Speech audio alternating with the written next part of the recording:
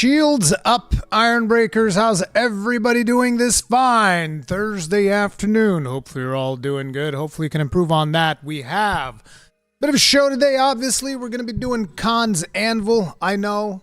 I skipped last week because we were too busy playing Stellar Blade, and quite frankly, I've just been having... Bro, there's so much stuff happening in real life for me right now that to try and even make videos or create content has become this ridiculous challenge. Like, to give you guys an idea, and again, this is not a complaint, there's nothing wrong that happened, but yesterday I had to spend the night at the hospital. Wait, yesterday? No, not yesterday, day before yesterday. I had to spend the night at the hospital because my son was doing a sleep study. And, yeah, my son has some serious sleeping, some type of sleep disorder or whatever, because he never gets any proper sleep, which, surprise, surprise, the person who's sleep deprived is, his son apparently has a sleep disorder. But, yeah, so I had to be with him at the hospital. And then today in the morning, I had to drive my uncle to the hospital because he's also had some issues and nobody else from the family was around to help out. So I had to go do it. And doctor didn't feel like showing. The whole thing. It's been just that, but on repeat over and over and over. It's been insane. But we are here, and I don't want to bore you guys too much with that stuff because we've been having such an absolutely fantastical time when it comes to video games. Am I right? Like, we've been eating good.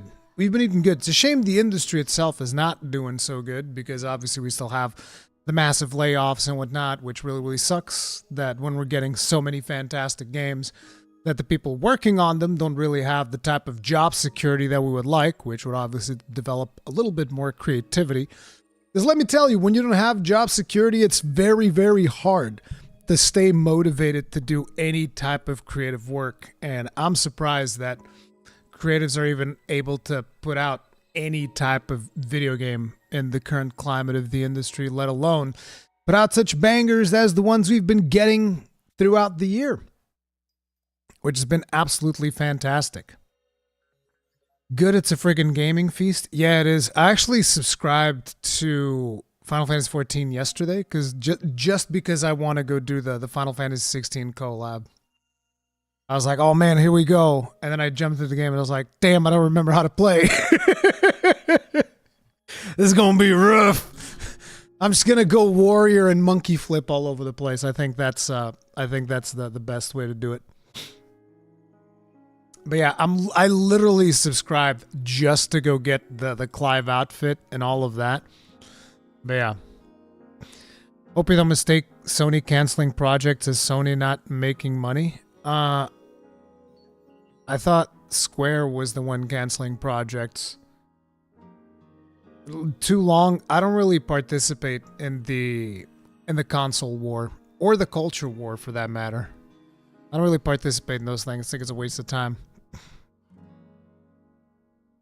I will get back to it, I promise myself. Yeah, right. There's a Torgal mount? Oh, right, I think I saw that. Yeah, I don't know what is the event because I haven't even done it. I just know that I want that specific one. So yeah. I still don't know if I'm going to raid. I can promise you that the chances of me doing Savage raids are like 0.0000000 like 1%. I don't have the schedule to go back to doing Savage raids. That's absolute insanity. Absolute insanity. Loved Yoshi P's reaction when he said Elden Ring DLC. Yeah, dude. Yoshi P's like, guys, get a week. You get a week and that's it. And then you better come back. You get a week and then we're all playing Dawn Trail. I don't know if I'll have early access to that or not. If I do end up having early access to that, I might just pre-record my playthrough. We'll have to see. That's another thing that we need to figure out as to what we're doing next. As a matter of fact, let me see. Because I don't know how many of you guys even care. I see that Pensu mentioned that he just finished Another Crab's Treasure. How many hours was that, Pensu? Like, how long is that game? Out of curiosity.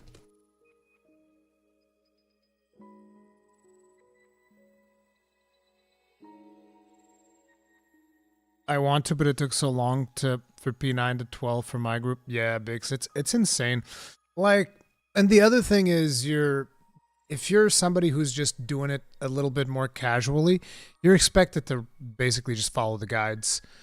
And that kind of kills it for me. I like blind progging. Blind progging is a ton of fun, but you need way too many hours to blind prog. Turns out Shadow of the Erdtree will be the only DLC for Elden Ring. That's fine. Like I always said, I like From Software when they're doing new things more so than iterating on old things. That's not to say they don't do a good job. Like, they did fantastic DLC for, Dark Souls 3, even though I don't like the Ringed City. I know that a lot of people love the Ringed City, so whatever, that's fine. So clearly they're doing good work. But obviously Old Hunters was absolutely phenomenal. So yeah, they do good work.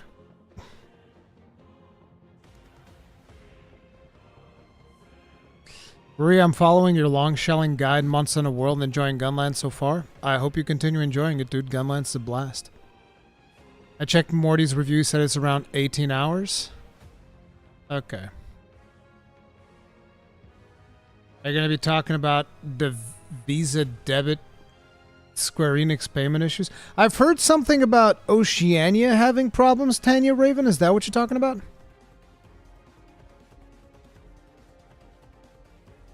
You'll find that statement of yours funny, yet you love Armored Core 5 so much you mean Armored Core 6?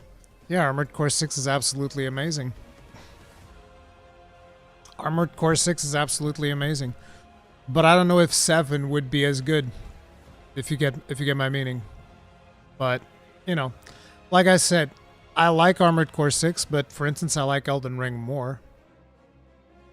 That's the thing.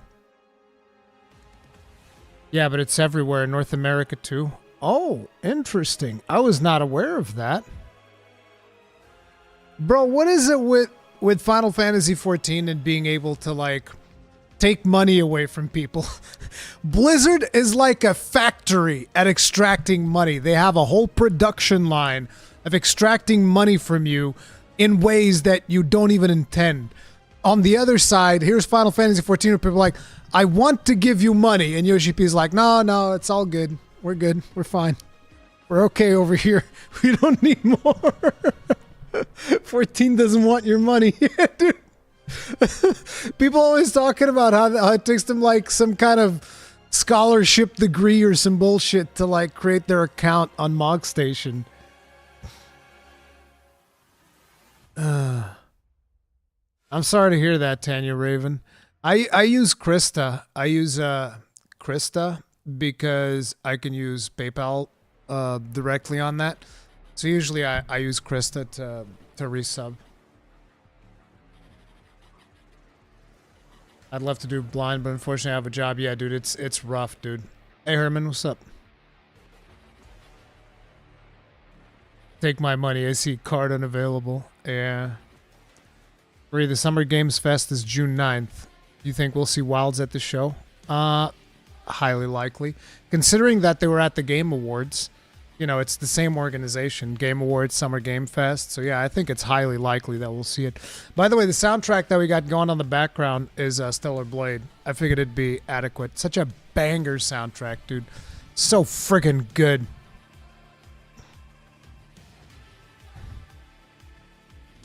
I have a checking account I pay every 6 months. Don't tell me that you can't log into the game right now. That would friggin' suck. But honestly, Rurikhan, what's the big difference between the big cash grab companies making bagged games? Not much. They're all following the almighty line. There's not much difference in them. I'm still in the Great Desert in Stellar Blade. I mean, Great Desert is not that far off from the last couple of sections. Been playing Elden Ring for the first time before DLC. So many good games coming out. It's hard to keep eating when I'm almost full. I know, Cosmo. Thank you very much for being roasting at this for 3 months. Tip of the hat. Appreciate the support. Thank you. Thank you very much. Can't hear that OST too low. Yeah, I don't want to make it too loud. I don't want to make it too loud because I don't want to have to scream. It's very low, but if I do this, you can hear it a little bit better. But yeah, it's very good. I love it. I love Stellar Blade OST.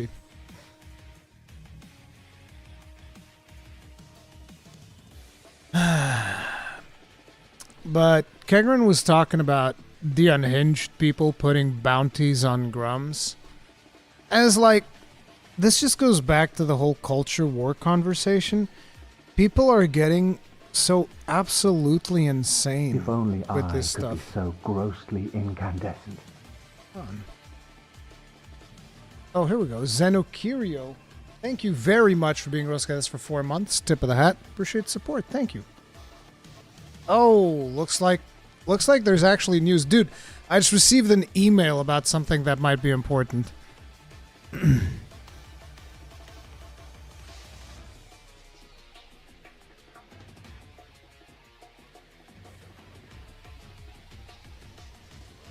Okay.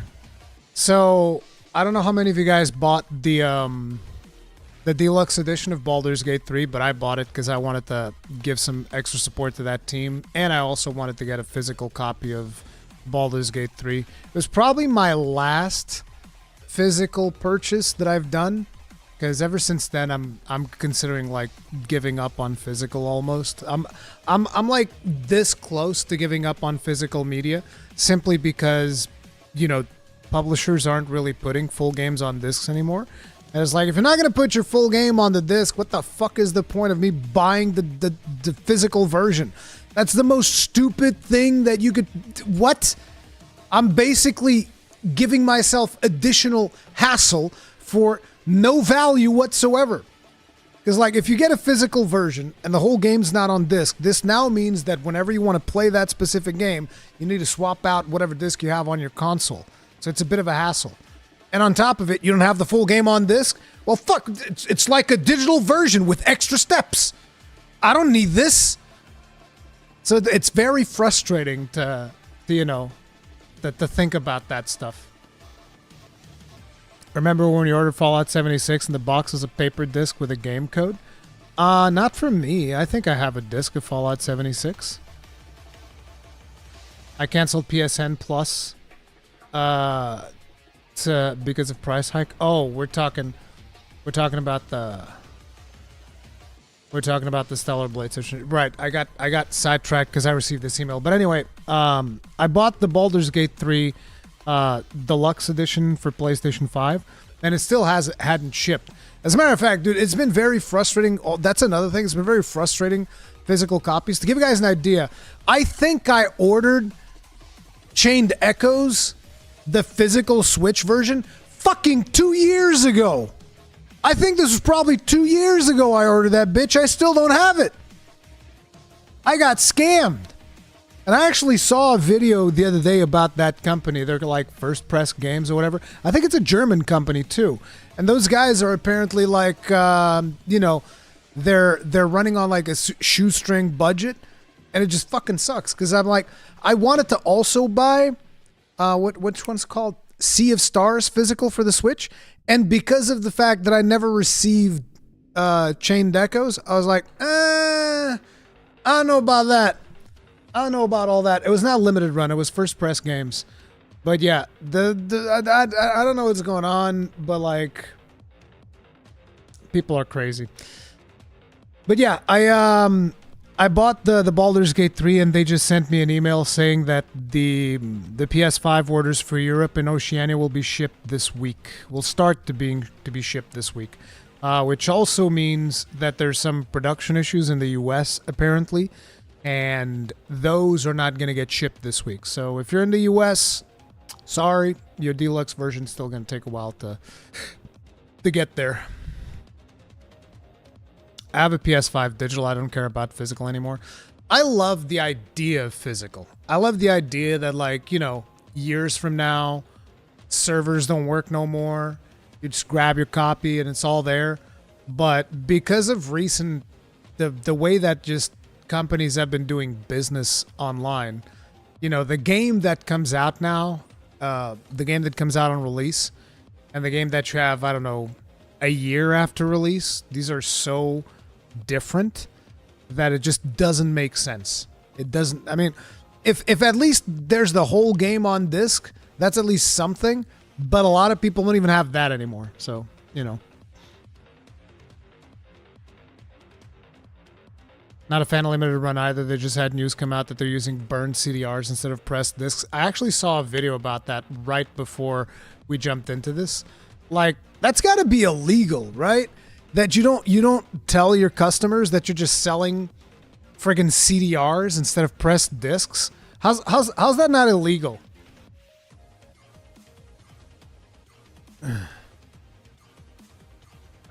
I felt the same way about Eiyuden Chronicles. It was pushed back so far that I lost interest in it when it did come out. They shafted the people who kickstarted it.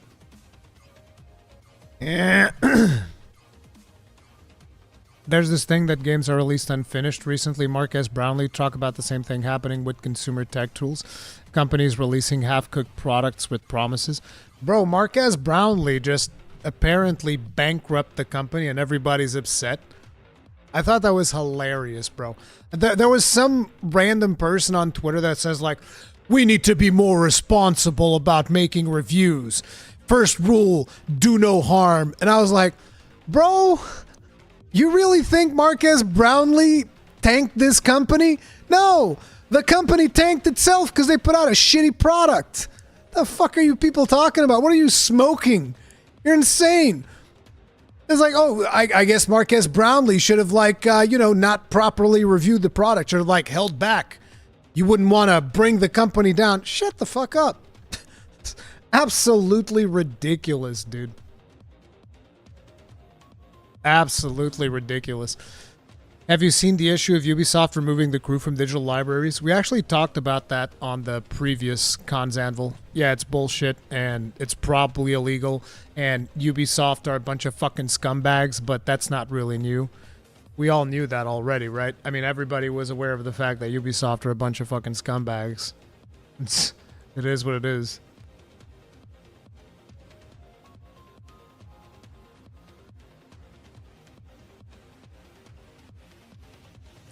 Yeah, the AI pin. Forget about it. People not doing their jobs are losing their jobs. Damn. Harsh.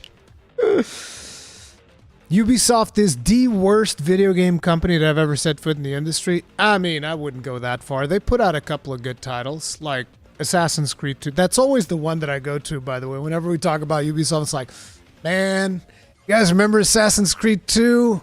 Fuck, that game was awesome. I love playing that game. I absolutely love playing that game. That game was a banger. EA? I mean, EA are also pretty scummy. It's like, take your pick. But hey, guess what? The servers are still alive for Anthem, aren't they? Aren't the Anthem servers alive still? But for how long? Tick-tock, Anthem fans, tick-tock. Myself included. Damn, I miss Anthem. Anthem was a beast of a game, dude. Anthem was a beast of a game.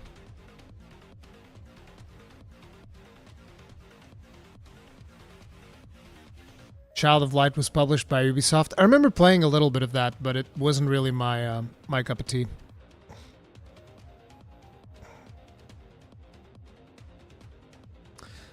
Now make the full game properly like promised.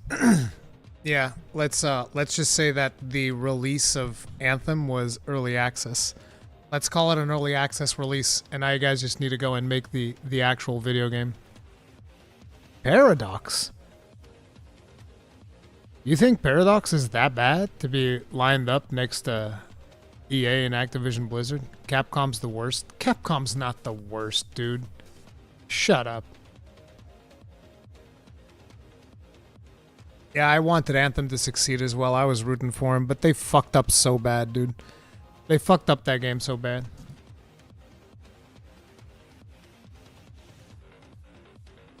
Please tell me isn't about woke shit like no one in real life is equal to Eve. I have no idea what you're talking about, dude. I mean, I know that there was the IGN France article that said that, and those people are fucking insane. And unhinged. They said that there were women killing themselves because this virtual character existed. That was one of the most unhinged takes I've ever heard.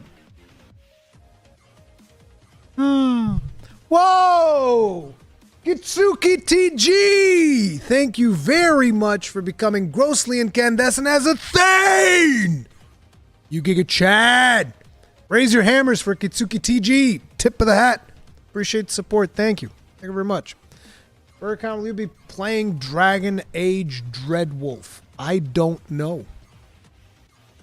I don't know. I think I still have access to the EA creator thing. Maybe. I don't remember if I actually do or not. I need to look in. What's the new EA creator program called? EA creator. Is it EA creator? Oh, it's actually EA Creator Network. Interesting. Let me see if I have access to it. Oh shit. I'm not logged into in this computer. Forget about it. I've lost interest. No, but I think I have access to their program, so I can probably get it on release or whatever.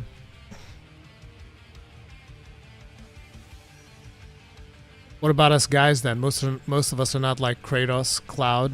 I mean, you can't be like Kratos and Cloud. Doesn't work like that.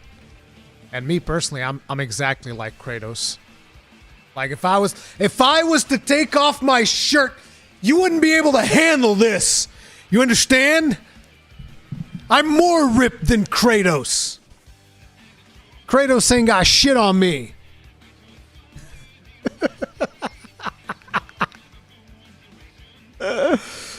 How's your accent so American? I grew up watching American movies with subtitles in Portugal, and that's how I got that way.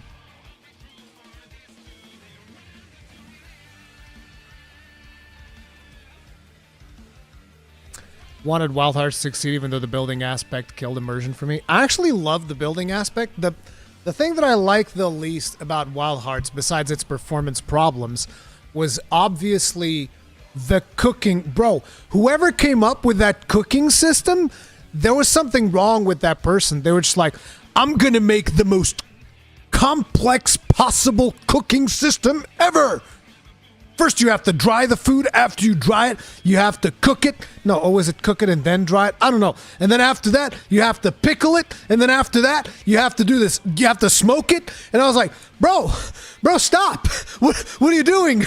And all of it will have different special effects depending on the food that you are cooking and drying and what you're combining it with. It's like, dude, stop. You're insane. I get it. You want to cook, but this is too much. Dude, that guy was insane. That guy was absolutely insane. Kratos has the dad bod now? True. You mean you have dad energy like Kratos? Yeah. What's your opinions about Dragon's Dogma 2? I myself feel very happy as a second entry. I love Dragon's Dogma 2. I thought that Dragon's Dogma 2 was awesome. After I finished it, I was able to comment on stuff that people were asking me about the game, which was whether or not I felt like there was enough diversity of monsters, which I feel like we could have used a couple of more monsters, sure. More importantly, even, we could have used more variety in dungeons. Every dungeon is a fucking cave, you know? We could have had some improvements there, but overall, I absolutely love Dragon's Dogma 2. With your newfound appreciation for survival light games, you're going to check out V Rising full release later this month? No. I like vampires, okay? Listen, I was traumatized at a younger age. I was forced to watch all of the Twilight movies. All of them. And I didn't like vampires anymore after that, okay? Like, my wife ruined vampires for me forever. This is probably why I don't like Asterion, because I just don't fucking like vampires. No, wait, I like one vampire, Blade. Blade's an awesome vampire. All the other vampires can go pound sand. That's about it. Did you see the new game Farah? That's one that I actually wanted to bring up too. We should probably watch the video on that. Let me actually pick that up from YouTube, because I actually saw some gameplay on that. It's very interesting. It's still super rough though. Super rough. Thanks for reminding me. Wait, why can't I find it? Oh, here we go. Sundered. It is called Sundered. Farah the Sunder Tribes.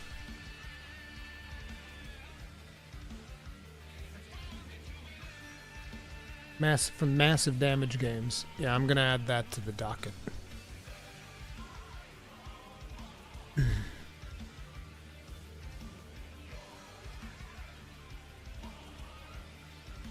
What about Vincent Valentine, Final Fantasy VII? See, you're spoiling things for me. I didn't know Vincent's a vampire. I haven't played FF7 Rebirth yet. I've been too busy.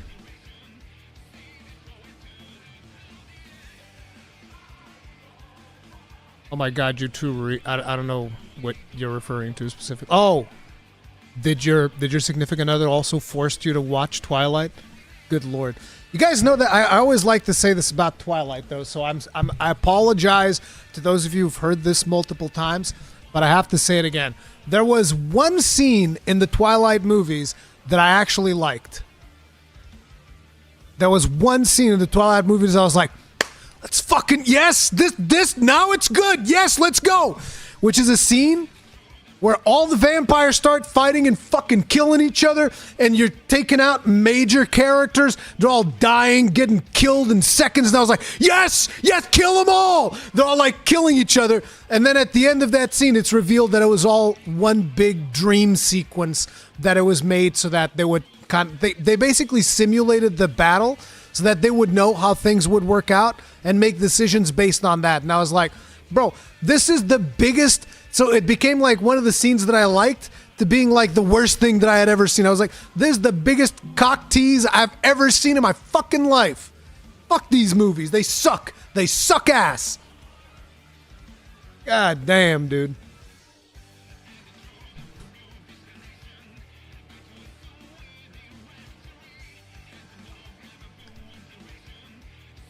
Vampire Comet, I take it you totally forgot about Legacy of Kain. Alright, Legacy of Kain is pretty fucking badass. Soul Reaver, man. You know that I used to refer to my weapon like a long time ago as Phoenix Reaver because of Soul Reaver, right? I loved Soul Reaver.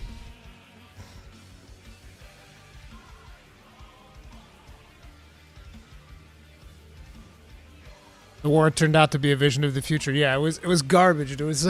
I was so happy. I was just like seeing all those main characters die left and right, and I was like, "This is amazing. I love this now."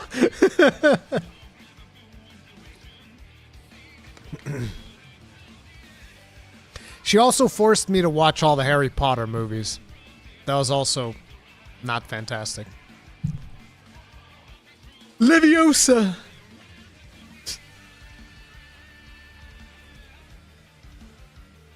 Good luck, Tyrone.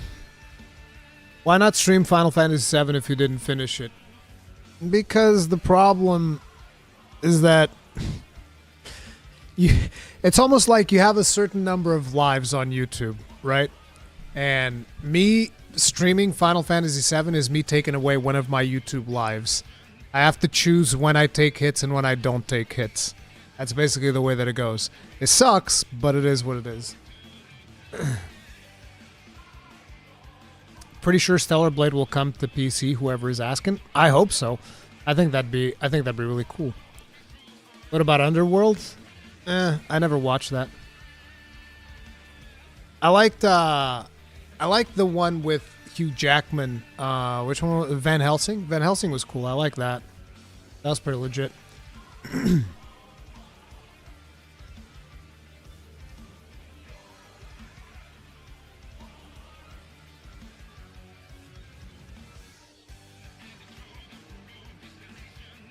But yeah, Kegrin was asking me about the whole thing with people putting a bounty on Grums. So I think that's completely unhinged behavior, and I think people are absolutely fucking insane if they think that they can just go online and, oh, let me just make a joke. $20,000 to whoever makes this person disappear. And when I saw that tweet, I was like, oh, that's real fucking funny. That's really funny when you're putting out bounties on people's heads. Like, this is not some ridiculously unhinged behavior. Like, you guys remember that quote from, I think that this is a quote from Mike Tyson, where he says something about how people have gotten way too comfortable being complete pieces of trash in social media without getting punched in the face. People have definitely gotten way too comfortable throwing out just like, completely unhinged bullshit out there and acting like there's absolutely no consequence. People are fucking crazy, dude. I would say you prosecute everybody that starts putting up fucking bounties on people's heads. You prosecute them to the maximum extent of the law. Fuck them. Are you crazy? Like, what is this? Anarchy? Do we just get to, like, go out and threaten people's lives? Like, that's fine?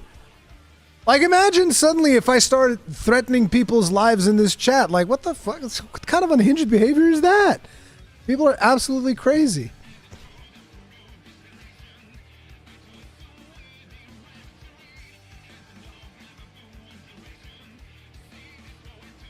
I get comfortable to threaten Ruri. I mean, that's fine. Lost all the respect for those people who gloated about censorship and made fun of the folks being upset. It's like, I don't think it's reasonable to make fun of people that are upset that they were promised one thing and they got something different. I think it's completely justifiable for people to be upset. Now, I'm not saying that I'm upset because I'm not too upset. And I also am still not sure if what happened was censorship or developer intent. I made a whole video talking about my position on that because, there are specific suits that reveal way more than the bunny costume. And to me, it's like, why would you censor this and then not censor this? And there's an argument to be made there that certain costumes can be considered to be more sexual in nature, so to speak, and therefore the censorship there hurts more than the censorship of the Blue Monsoon, which is a bikini. But then you also have the skin suit where she's practically naked and you can just really see the buttocks and all of that stuff is on there. So, it's a hard thing to figure out for me because also at the time when people were arguing about like these 2 or 3 outfits, I had seen a lot more outfits on Eve. And one of the things that I even forgot to bring up in my video is that I feel like these developers are going for outfits that look cool more than necessarily outfits that are revealing, so to speak. And in a way, I almost feel like they have this they have aspirations to potentially make those outfits in real life. Because with every single outfit that Eve has screams to me is style. This is again why I quote tweeted the person was, all upset over the fact that, there's too many stupid sexy outfits. And I was like, there's just as many non-sexy ones. Are we perfectly ignoring these?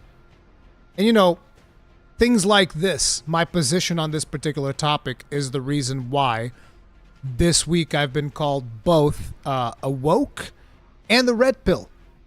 So that means that I'm probably doing something right.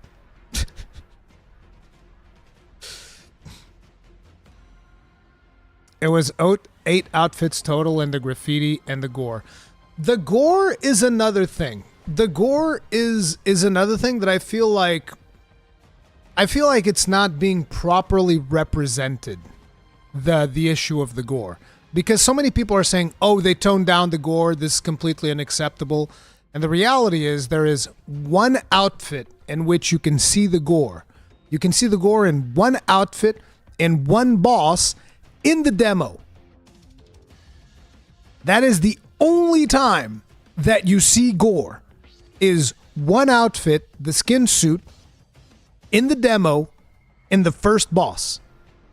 We have never seen gore anywhere else. And when I say you see the gore, I'm talking about Eve being caked in blood, because the gore is still there. You still chop up the monster in half. He still sprinkles out a ridiculous amount of blood. The gore, technically speaking, is still there. What you don't have is Eve caked in blood. But you never had Eve caked in blood if you're wearing any outfit. So like if you go through the demo and you're wearing the regular green outfit that she has, the diving suit, and you kill the boss, there's no caked in blood Eve. It doesn't happen. I've made a Twitter post about that. However, if you go in with a skin suit, then Eve gets caked in blood.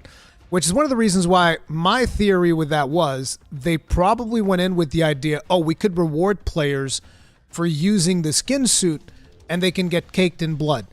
But then eventually they decided, oh, maybe this is not a good idea because we've made 74 outfits and we'd like to see players use those outfits instead of all running around with a skin suit because they want to see Eve caked in blood. That is what I imagine could have been the decision. I don't really think that the gore aspect of it was toned down for censorship reasons. It might.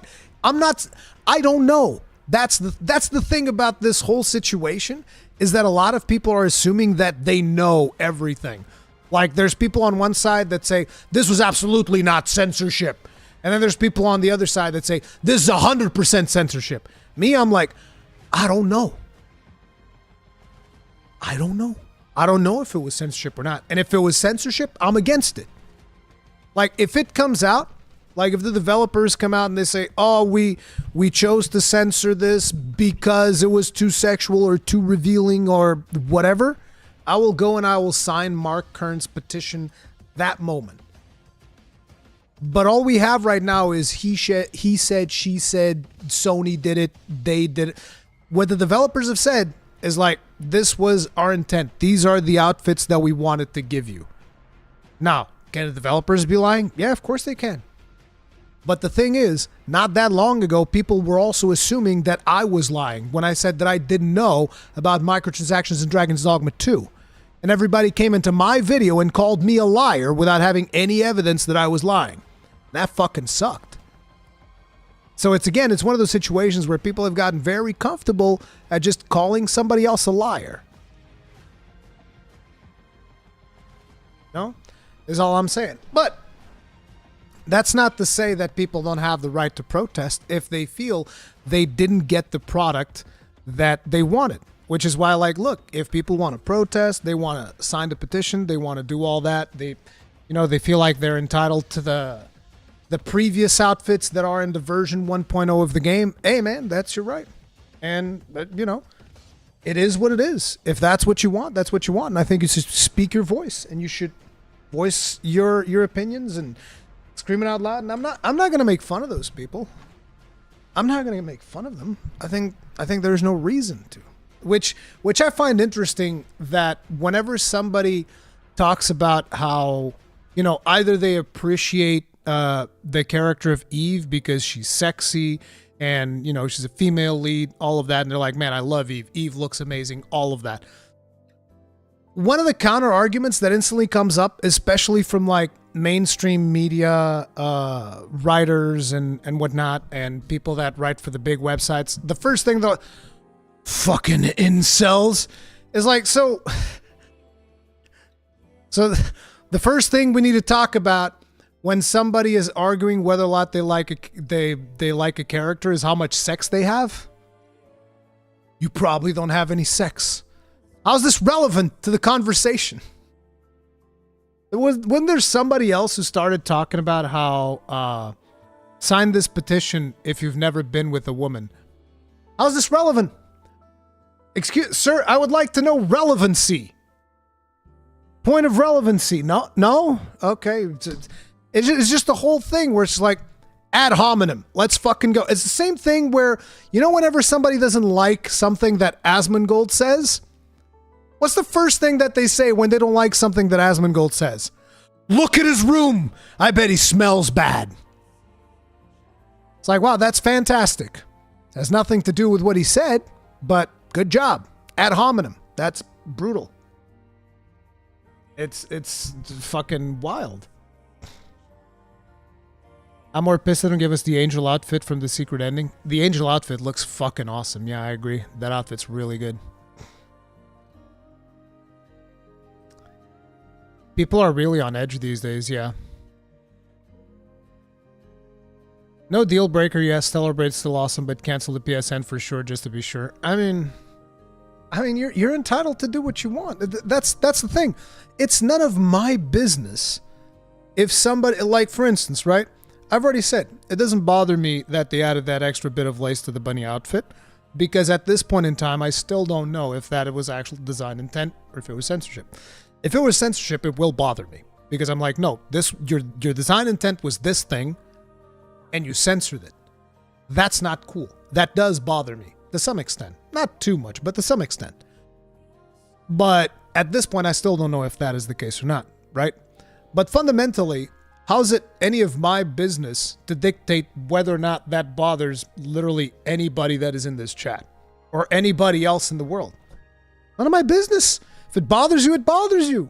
How the fuck am I going to invalidate that? Both woke and based, you've become omnipilled? Yeah, sure. Just confused why your live appeared on my YouTube feed. Hey, Rafa the Kid, it's because I don't even know where I was going with that, but you know, it showed up. I'm glad you're here, Rafa. Thank you for showing up, dude. Just reminds me of the Pyra and Mithra censorship on Smash Ultimate. Did they really nerf Pyra and Mithra on Smash? That fucking sucks. I don't remember. I don't remember the way that went down. Wait, their Stellar Blade releases on PC? Yeah, that's gonna be wild. I think everything is more tied to the whole Coomer thing and how people are judged on if they are seen as insane and not having life experiences, and how sexuality is super overvalued negatively in the US. I just find it interesting that, like, if I want to talk to somebody about a topic, right? Like, for instance, I was called an incel chud because I criticized some of the pre-release coverage of Stellar Blade. You guys remember that? In my review, I was like, I don't like the fact that these mainstream outlets, like what they're reporting on, is they're turning this whole thing into a fucking culture war. Which is like, I can understand random people on Twitter want to turn the whole thing into a culture war. That's fine. Do whatever you want. Freedom of speech and all that. I might not agree with what you have to say, but I'll fight to the death for your right to say it. All of that stuff. Yes, agree 100%. But like mainstream publications, and again, they should be able to publish whatever the fuck they want, but using your platform to negatively impact a video game before you've even gotten to play it based on the way the main protagonist looks?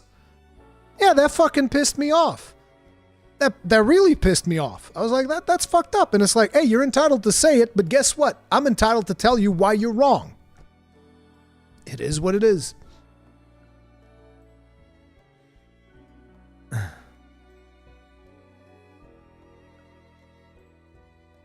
Grums, we now live in a world where leftists can openly call for your death and post bounties with zero repercussions, but you can't have a bikini in your game. They do have a bikini in the game, though.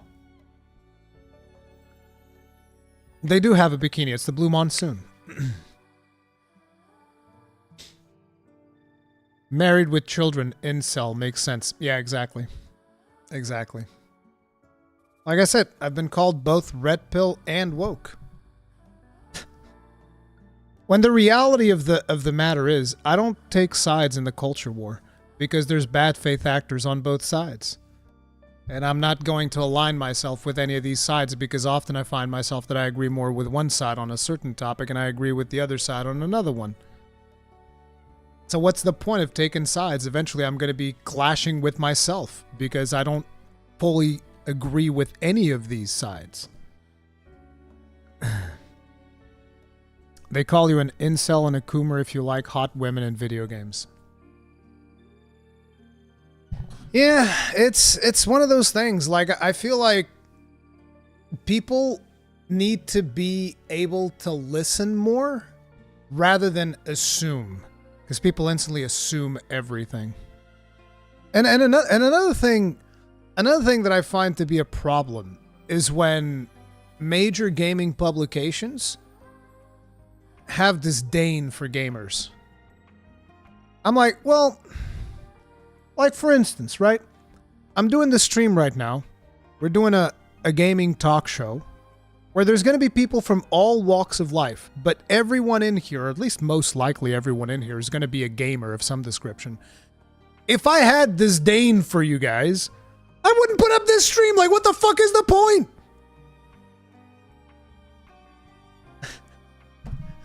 But yet, you see these mainstream public all the time. They're like, oh, these fucking gamers TM. It's like they're like speaking from a position of, you know, oh, I'm so much better than you. You gamer. Bet you live in your mom's basement. And it's like at the same time, you guys remember that video that MatPat did? I forget if it was 2017 or 2018, because he too got frustrated with the way that people looked at gamers. And MatPat just puts out a video spitting fact after fact. It's like, hey, here's what gamers did this year. We gave away how many $50 million, how many hundreds of millions of dollars to how many different charities, how many more millions of dollars to different projects and whatnot. Like, gamers had contributed more to causes than literally any other community in the fucking world. And people are still giving gamers the stink eye? Shut the fuck up. What? It's insane. It's absolute, bro. It's like, you're crazy. The people that literally, you know, justify the existence of your website? These people? And every time that I see people speak the gamers with this name, I was like, bro, what the fuck? Because here's the thing. Whenever one of these websites goes gamers TM, I'm like, hey, that's me. You're talking about me. I just need you to understand that. Me, that's me. I'm a gamer. Yeah. This is whatever.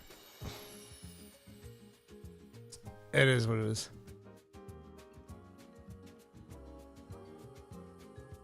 Enjoying watching the live stream Stellar Blade. Noticed a couple of things I missed thanks to you. Well, I'm happy, blind playthroughs. Glad you enjoy it.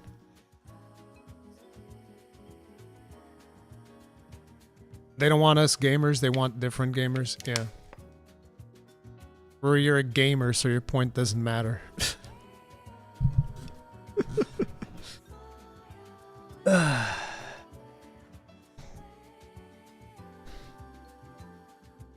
They feel control slipping, less shot at easy targets, sometimes convince themselves they're the moral ones. Yeah.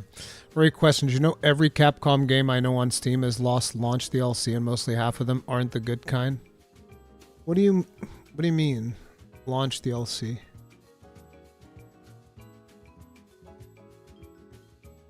You know the other stuff Shift Up makes? Very Korean style. I know they work on Goddess of War and Nike. Ryu, do you have a sheet somewhere with your agenda of games you're going to play this year? No.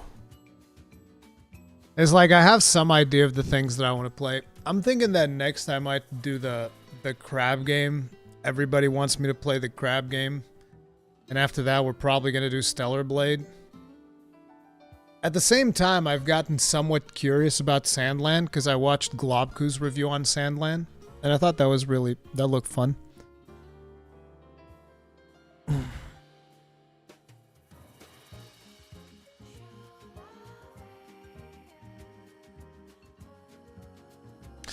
But anyways, let's start looking into some of these things. Since we were talking about Stellar Blade, Stellar Blade's getting a boss challenge mode. So this is actually really cool. I haven't read the article itself yet, but the fact that we're getting a boss challenge mode is cool because I do want to fight against some of these bosses.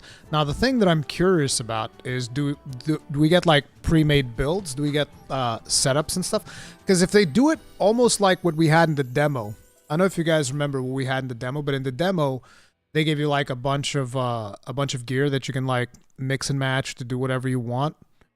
And then you can, you also have like one or two, no, you have a bunch of different exospines actually, but you get to pick from like a bunch of pre-set pieces of gear that are at certain upgrade levels for that specific boss.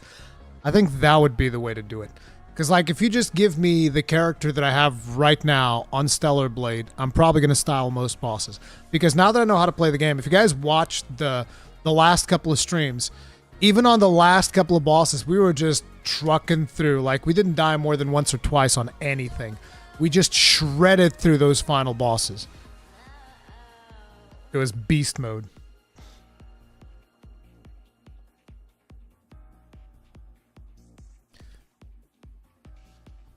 But anyways, let's take a look. Stellar Blade is set to get a boss challenge mode in the future. The news was confirmed in an interview with developer Shift Up CEO Hyung-Tae Kim by Korean outlet Nate via Games Radar. The game already received the New Game Plus mode in Day 1 patch. By the way, New Game Plus mode looks like it's going to be pretty solid. I haven't gotten around to playing it, but I saw Cowboy playing it the other day, and it seems like you get new levels to your abilities, new upgrade levels to your gear, bunch of upgrade levels to your weapons and whatnot. It looks like it's going to be absolutely massive. I don't know if I'm going to be streaming that because, unfortunately, Stellar Blade was not as successful as I would have liked, so that's one of my YouTube lives gone. But I might be playing this offline because I really love playing the game. The game is awesome. Adds expanded gear levels, new costumes for protagonist Eve, and new skills. Plans for further DLC are yet to be decided, but a boss challenge mode is being planned, the interview says. Some sort of Bushroad mode is a typical extra mode in many games, but certainly makes sense for Stellar Blade. The action game soars in its one-on-one boss fights, truly show off its hack-and-slash combat and precise pairing system. Despite controversies around misogynistic representation, Stellar Blade has been received positively and tops the UK sales charts this week, according to GfK data. It's good news for players, then, that Shift Up is continuing to support the game. Previously, it was confirmed the game would receive free updates. Presumably, that will include the boss challenge mode. Stellar Blade is a fair bit of weirdness, but its killer tunes and vibey flow state combat plus transformative hard mode are enough to leave you entranced. Fair bit of weirdness? Like, I'm gonna be real. I find that a lot of the outlets that are talking about Stellar Blade, they're looking for things that, like, okay, what can I say bad about this game? I need to find something that I can just, like, trash about the game. It feels weird to me. Like the whole thing, oh, characters are bland. I've been seeing plenty of people on Twitter, they're like, no, I'm actually enjoying quite a bit. And I was like, I enjoyed the character. I thought the characters were awesome. They're not the best characters in the world, but they're pretty fucking good. It's the same thing with the story. Some people are saying, oh, the story's bad because it's predictable. And it's like, so if it's predictable, it's bad? It can't be good because you can see the plot coming? It feels weird to me. A lot of the stuff feels weird. Like look at this article, for instance. This is by Paul Tassi. And he says, Stellar Blade is now the highest user scored PS5 game ever, which is a bit excessive. Why? Can't be the highest user scored PlayStation 5. Why? Let's read. Let's see why that is. Stellar Blade continues its cycle of discourse that alternates between culture wars and actual examination of the game's quality. Actually, the discourse is more about the culture wars than anything else. I think only yesterday is when I finally started seeing stuff on my timeline about the actual quality of the game, about gameplay, about story, and all of that stuff. An actual examination of the game's quality and how it's hit a very unexpected high watermark combining both of those. As it stands, Stellar Blade is the highest user-scored PS5 game of the entire generation on Metacritic, elevating it above its strong but not stunning 82 Metascore from critics. Which, by the way, I think this game... Here's the thing about scores, right? Scores are meaningless. This is the reason why I personally don't like scoring games, because everybody boils everything that you say in your review to one score and nothing matters. I don't like the idea of scoring games because that gives people funny ideas like, oh, I'm going to pitch this game up against this other game that might be completely different, but, my game has a little bit more score, so it's better. It doesn't make sense a lot of the times. Personally, that's the way that I look at it, but whatever. But I find 82 to be very low. But, it is what it is. It's currently at 9.2 out of 10, which, yes, does tie it with Cyberpunk 2077 Ultimate Edition and Resident Evil 4 Separate Ways expansion. However, I'm going to consider it number one, not just because it was a 9.3 as of yesterday, indicating it's at the high end of 9.2, but because you see how ridiculous some of this stuff gets? This is not a criticism to Paul, by the way, but see how ridiculous it gets? Like, we're talking about, well, it's 9.3, which means that it's on the higher side of the 9.2. This is exactly why I don't score games. It's like, what? But because it has 2,500, almost 2,600 reviews in compared to RE4's 333 and Cyberpunk's 81 reviews, it is way harder to maintain that high of a score with thousands of reviews. That rearranges the all-time PS5 list from when I wrote it last week. Stellar Blade 9.2, Resident Evil 4 9.2, Cyberpunk, Astro's Playroom, Neo Remastered. Wow, Neo is really high. Is this the collection that includes Neo 2, or is this just the original Neo? Because, like, the DLC on original Neo, I don't know if it includes that, but oof, yeesh. That was not my cup of tea. Anyway, Final Fantasy VII Rebirth at 9.0, Talos Principle 9.0, Baldur's Gate 3 8.9. Man, Baldur's Gate 3 is really low. I guess it's probably because of performance and technical stuff, I would imagine. Resident Evil 2 at 8.9, and Marvel Spider-Man 2 at 8.9. While I said last time that I did not begrudge the game its high user scores, this is a bit excessive. I said I didn't care. But actually, you people have pushed this too far, and now I do care. That's almost what this sounds like. I really do like the game a lot. It's very fun. A solid 8 out of 10, and I enjoy it so much. I'm 50 hours in the middle of a New Game Plus playthrough. I'm sure a lot of people feel the same. And yet I can't help but acknowledge that some of this is due to a culture war angle here, with a certain segment of the voting population giving it 10s for what it represents, with an unabashedly sexy character as its lead, something some of these players think is not seen enough in games. Now, don't make me pull out a long list of how that's not true. It's like...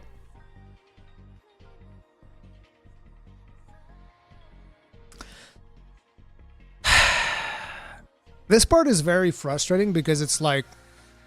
He's saying that there's too many people giving the game 10s. Which means too many people like this game. Oh, he has an example here. One of the best games I've ever played. Just solid gameplay, very good graphics. How do you like that? Whoa, keep people...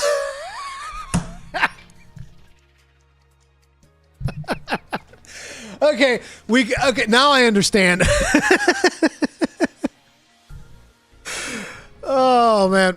But the reality is there were a lot of people, like I even felt the need to mention it in my review. There were a lot of people from the games industry big websites that were taking a crap all over the game before the game even came out. They were crapping on the game because of the fact that the lead was a sexy female. Because that was mostly their talking point. Oh, it's the wrong kind of sexy. Even after the game came out, that was still a talking point. There's too many stupid sexy outfits that the game puts even. It's like, no, you put even those outfits. The game doesn't force you to use stupid sexy outfits. You put even those outfits.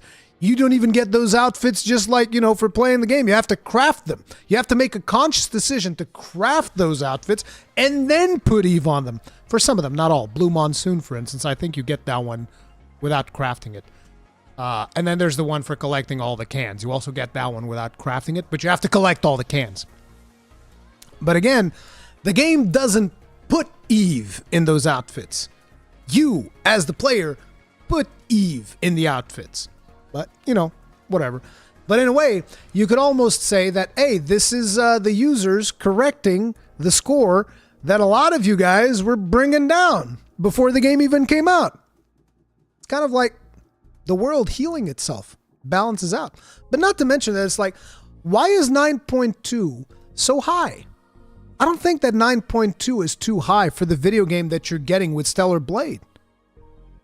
I don't think it's that high. Again, I don't rate games, but I don't think 9.2 is like, oh my God, there's no way this game deserves a 9.2. Why not? The game is awesome. It has really good gameplay. It is one of the super rare instances where it released with flawless performance. Flawless performance. On release day, they pushed their schedule ahead to give you a New Game Plus experience on which they added 34 new cosmetic outfits, which, by the way, they haven't charged people anything for. I believe it's got like something like over 70 outfits, cosmetic outfits that you unlock through gameplay. As opposed to like, oh, we'll just put these bitches in the store and you can go and you can buy them. Bro, and not just that, like, I like the story. Personally, I like the story. I think it's a good story. I like the story. I like the characters. I like the cutscenes. I think the game is awesome. But most importantly, I like the gameplay. I think the gameplay is really fucking good. It's a really solid game. Like, what else do you want?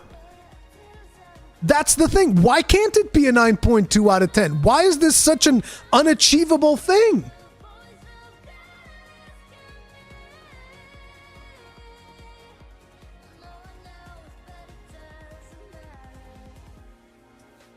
I think Adam's voice acting brings it down for a lot of people. Yeah, have you guys seen Gaijin's video? Gaijin make a video talking about the localization and whatnot of the game and some of the stuff that's going on there. To me, the thing is, once you see the whole story, I think that a lot of it makes sense, the delivery on some of those lines. Once you understand the whole story, which I'm not going to get into because of spoilers, right? But I think once you understand the story, a lot of the delivery actually makes sense. No, I don't think they are solely responsible for these high scores, certainly, but all you need is that sort of edge to push great reviews into all-time territory with a few more points. It's easy to pre-use the reviews and pull out phrases like no woke nonsense and literally how you like that, wokey people. Others say it deserves gaudy like Hogwarts Legacy did, which didn't even get nominated because of some of the woke PR shit. All this is about, I mean, to be fair, I don't care for Hogwarts Legacy because I'm just not a fan of Harry Potter. So I don't care for Hogwarts Legacy. It's not my cup of tea. But when the whole drama was going on around Hogwarts Legacy, I almost wanted to play it just that people understand. Like, listen, I'm not playing this game because people are upset about it. I'm not playing this game because I don't give a fuck about Harry Potter. Because the whole nonsensory that went around that game was fucking stupid. I don't know how good the game was, but a lot of people definitely fucking loved it. And the fact that it didn't get nominated was very weird because it had how much did it sell? Didn't it sell like a fuckload? Hogwarts Legacy sales. 22 million copies in 2023. That's fucking insane. Because I believe that a lot of those were sold like in the first couple of weeks. So yeah. I don't know how it didn't even get a nomination, but I think it was definitely a case of like, oh, we don't want to stick our dick on that beehive because, you know, there's a lot of controversy surrounding this one, which wouldn't surprise me if like, I mean, I don't know if with all the stuff that's coming out this year, if Stellar Blade will eventually be considered for Game of the Year. I think for me, it would definitely be a nominee, but I would not be surprised if it doesn't even get the nomination because of the controversy. All of this is about 30 seconds of searching user reviews. So yes, certainly a good chunk of reviews contains some sort of sentiment like this. Again, it's a good game. It deserves high scores. But yes, part of this is definitely some users trying to stick it to the critics and attempt to hold up a victory over woke journalists or other developers in the industry. We'll see if those numbers stick over the long term. I mean, yeah, sure, there might be some of that, you know, anti-woke stuff in there or whatever. But I don't think that a score of 9.2 is that unconceivable for the game that I've played. And yesterday, you know, I finished my second playthrough yesterday, and I went through and I watched the one ending that I still hadn't watched because you have to replay the whole game to get to that ending. It's a very specific set of things to get to the ending. And after watching all of the endings, it puts even more things into perspective, and it made me like the story even more. Now that I've seen all of the endings, it almost makes me like the last ending that we saw, the one that we had to see on YouTube, because I don't want to get into specifics. It makes me like that ending more. I wish that was the canon ending. I thought that ending was fucking awesome. But I believe that the secret ending is going to end up being the actual canon ending of the game. But I really like the other one, maybe even more than the one.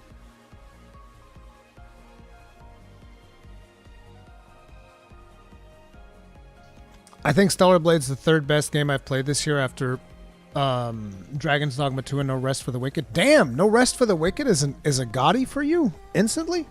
Like, I think No Rest for the Wicked's really good, but it's not all there yet. It's an early access game. It's definitely not all there yet. They need to fix that. They need to fix that inventory. I can't even play the game anymore just because of the inventory stuff. It's too much. It's like you're constantly like, oh, fuck. Inventory. Gotta go home. Buy another chest. Fill it up with bullshit because we only have up to 25 stacks. It's like, And I also didn't, I guess I'm probably in the minority there, but I also didn't really like, what's it called? The Crucible. I felt that the Crucible was not interesting.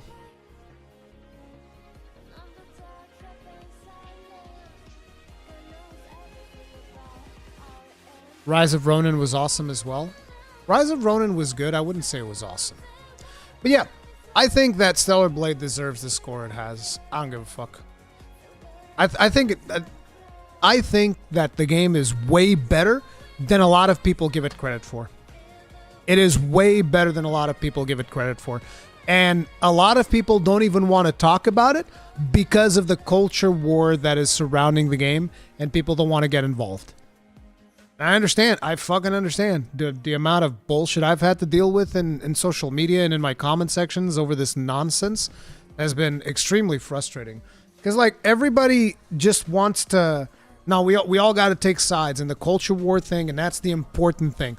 The game doesn't even matter. The game's just our battlefield.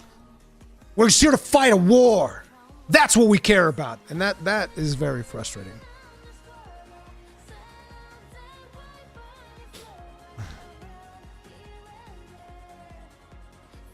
Didn't see Angry Joe mention the game? Wow. You're right. I do watch Angry Joe stuff, and you're right. He hasn't talked about it. Are they not even reviewing it?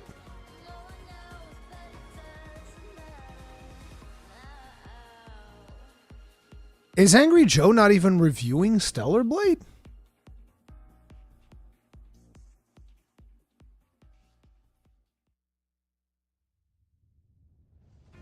They said it will be a rapid fire review.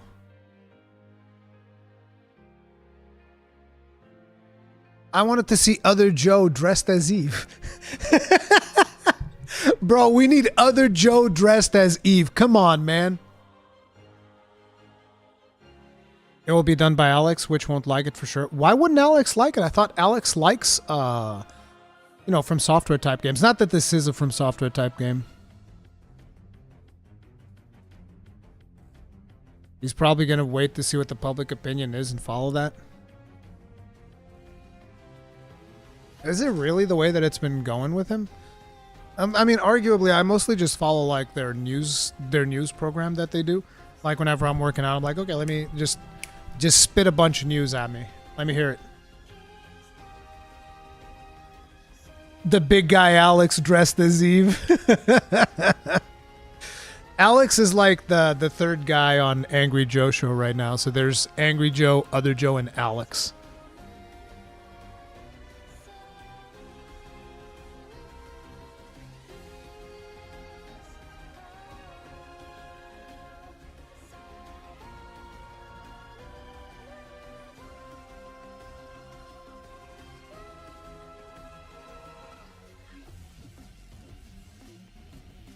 The more wokies cry about Stellar Blade, the game will surely get Game of the Year 2024. It's like, I don't really like those terms anymore even. Like, oh, the wokies and the anti-wokes or the red pills or whatever the fuck. I don't like labeling people, and I don't like being fucking labeled. Because that's something that people have also gotten way too comfortable with. Oh yeah, I'm just going to label you. I need to put a label on you so that I know exactly what to expect from you. And it's like, people are not, at least most people are not that simple.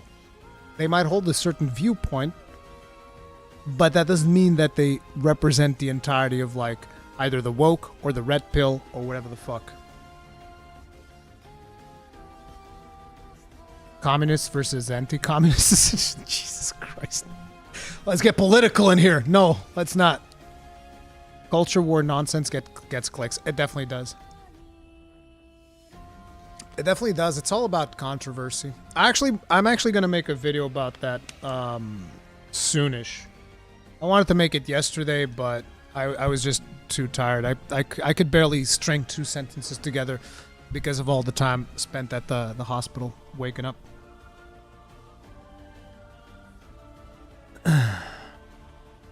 Anyway, I need to take a quick bio. I'll be right back, guys. Don't go anywhere.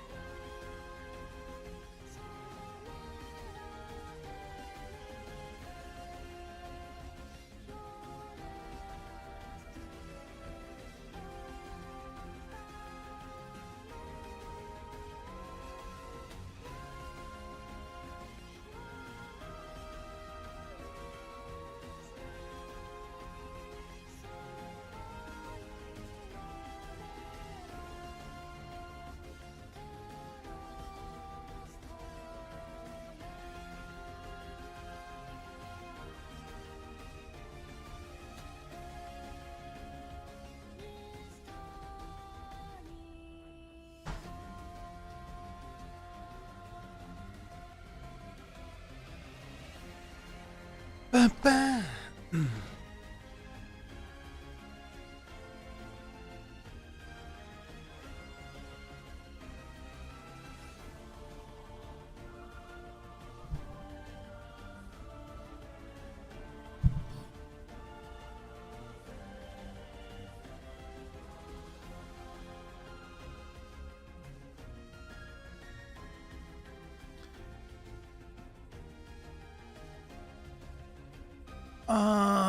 Do I start with this one?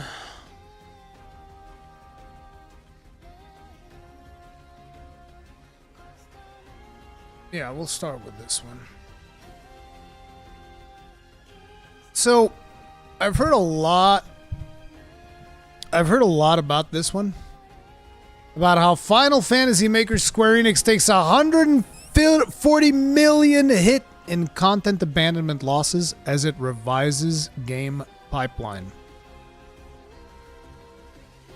I think one of the issues with Square Enix is that it always has unreasonable expectations for its games.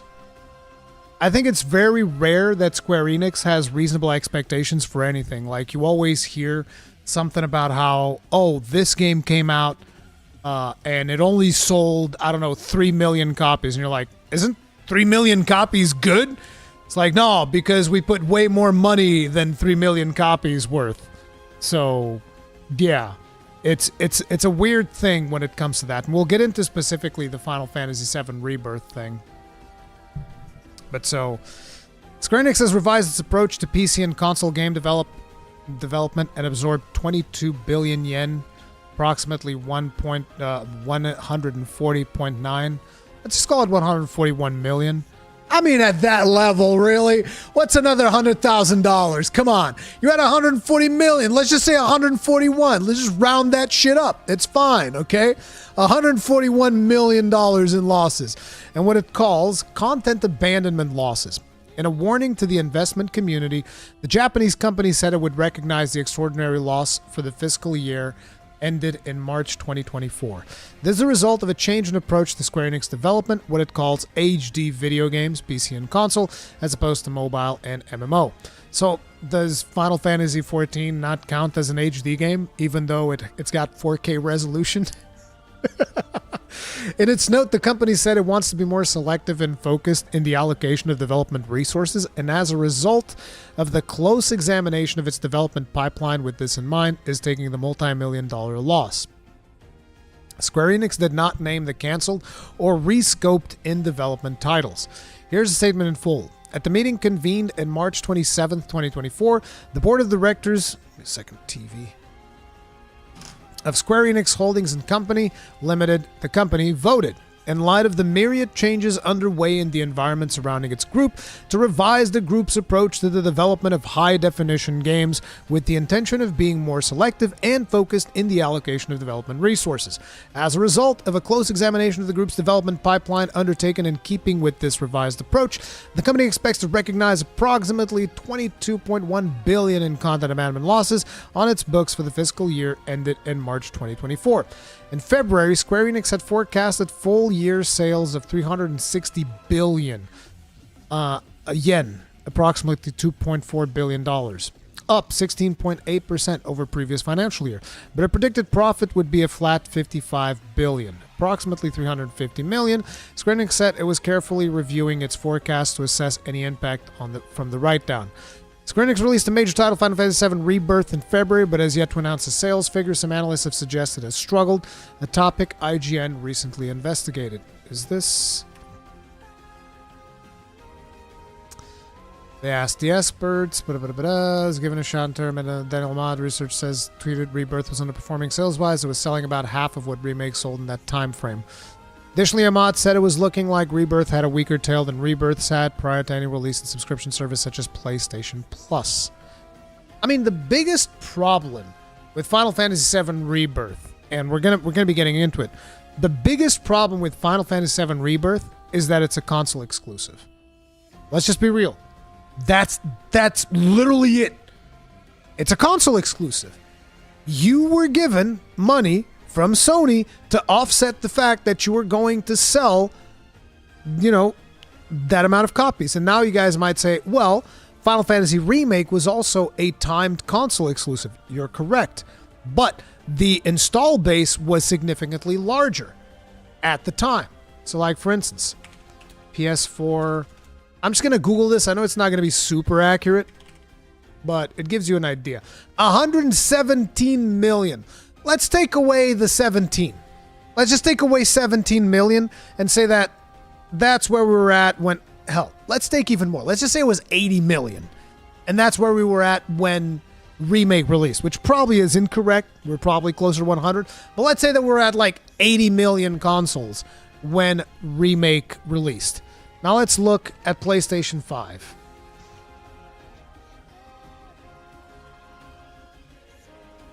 $50 million?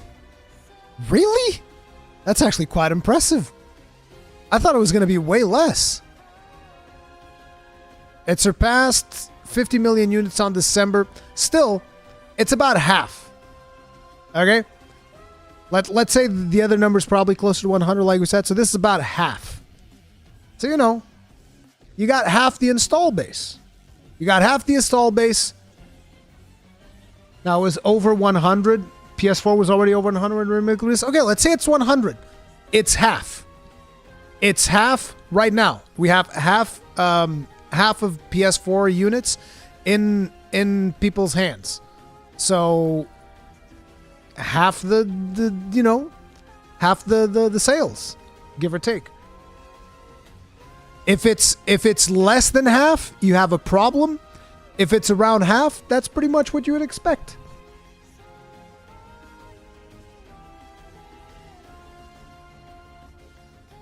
Half the install base is ridiculous. This is also Square's fault. Yeah, of course. 100%. I don't think that if you want to do exclusives, that's your business, but you can't expect everybody to be popping off on these exclusive deals, because it's not going to happen. As a matter of fact, I feel like probably at this point there's a lot of people shifting into PC because like listen, and this by the way, this is a self-inflicted wound from the two major players in the console space, from Microsoft and PlayStation and Sony. This is a self-inflicted wound because they need to ensure that when a game has a physical version for their console, the full game needs to be on disc. Because otherwise you're going to get people like me that's like, well, fuck it, I don't want to buy it then. Why the fuck am I going to buy a physical version of a game that is just go digital? And then when people start thinking like that, wait a minute, if I'm going digital, I should just play on PC. Because Steam has like the best sales ever. You're always getting tons of sales on Steam. Not to mention they give you games for free with Epic and all of these other advantages. And you don't have to pay for multiplayer services. So it's like, you know, people are just, man, if I can't even get the physical game experience on these consoles, I'm just going to go PC.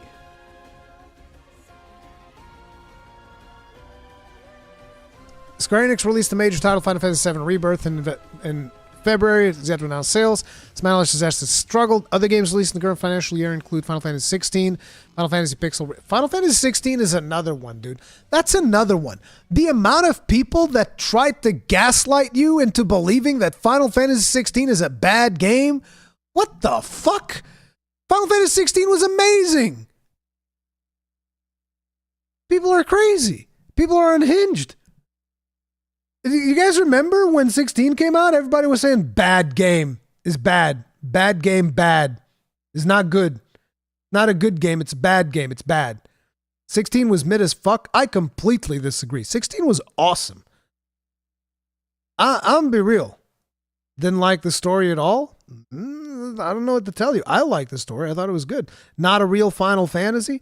The creators of Final Fantasy came out and said a Final Fantasy is whatever the fuck we say it is. The side quests are a pain in the ass. I can concede ground on side quests. Not everybody was ready for those side quests. I'll concede some ground on the side quests. But Final Fantasy 16 was still awesome. I loved 16. I absolutely loved 16. I still think it would be better if 16 had Remake's battle system. No. I disagree. Just wish Final Fantasy 16 was on PC on launch day. Agreed.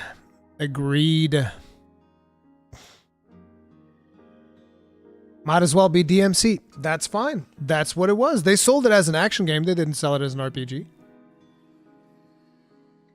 They showed you what the game was. They didn't tell anybody, oh, this is going to be like a deep RPG or anything like that. Dude, like, I loved 16. I disagree. I disagree, but hey, you know, I guess a lot of people didn't like it, but it is what it is. I think 16 is an amazing game, and I think it fucking sucked that it didn't sell more.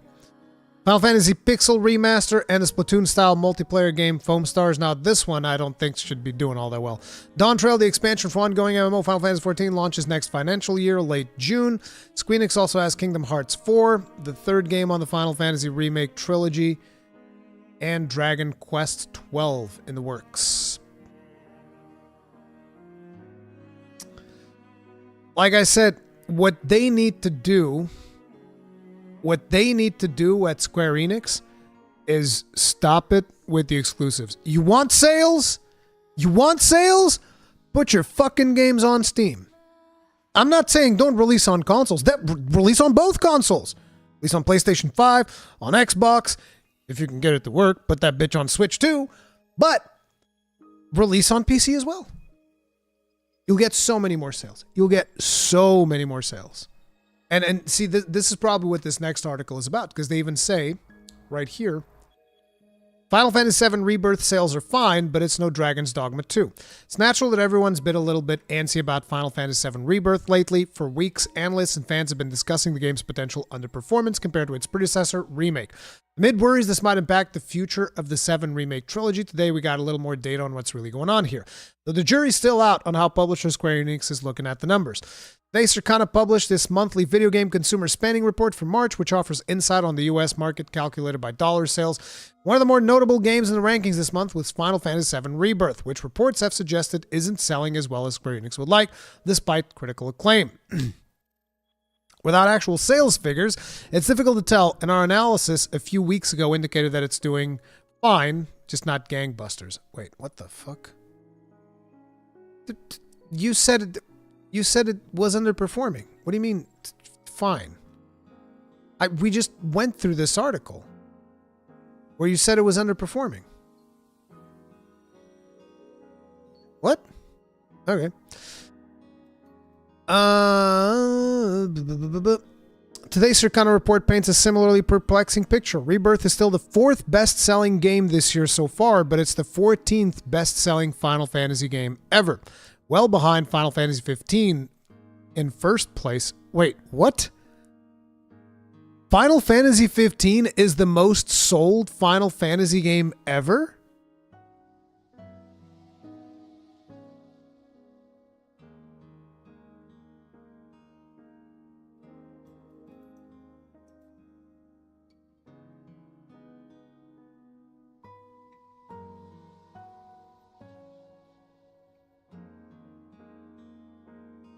Final Fantasy 15 is the all-time... I think this is the same thing.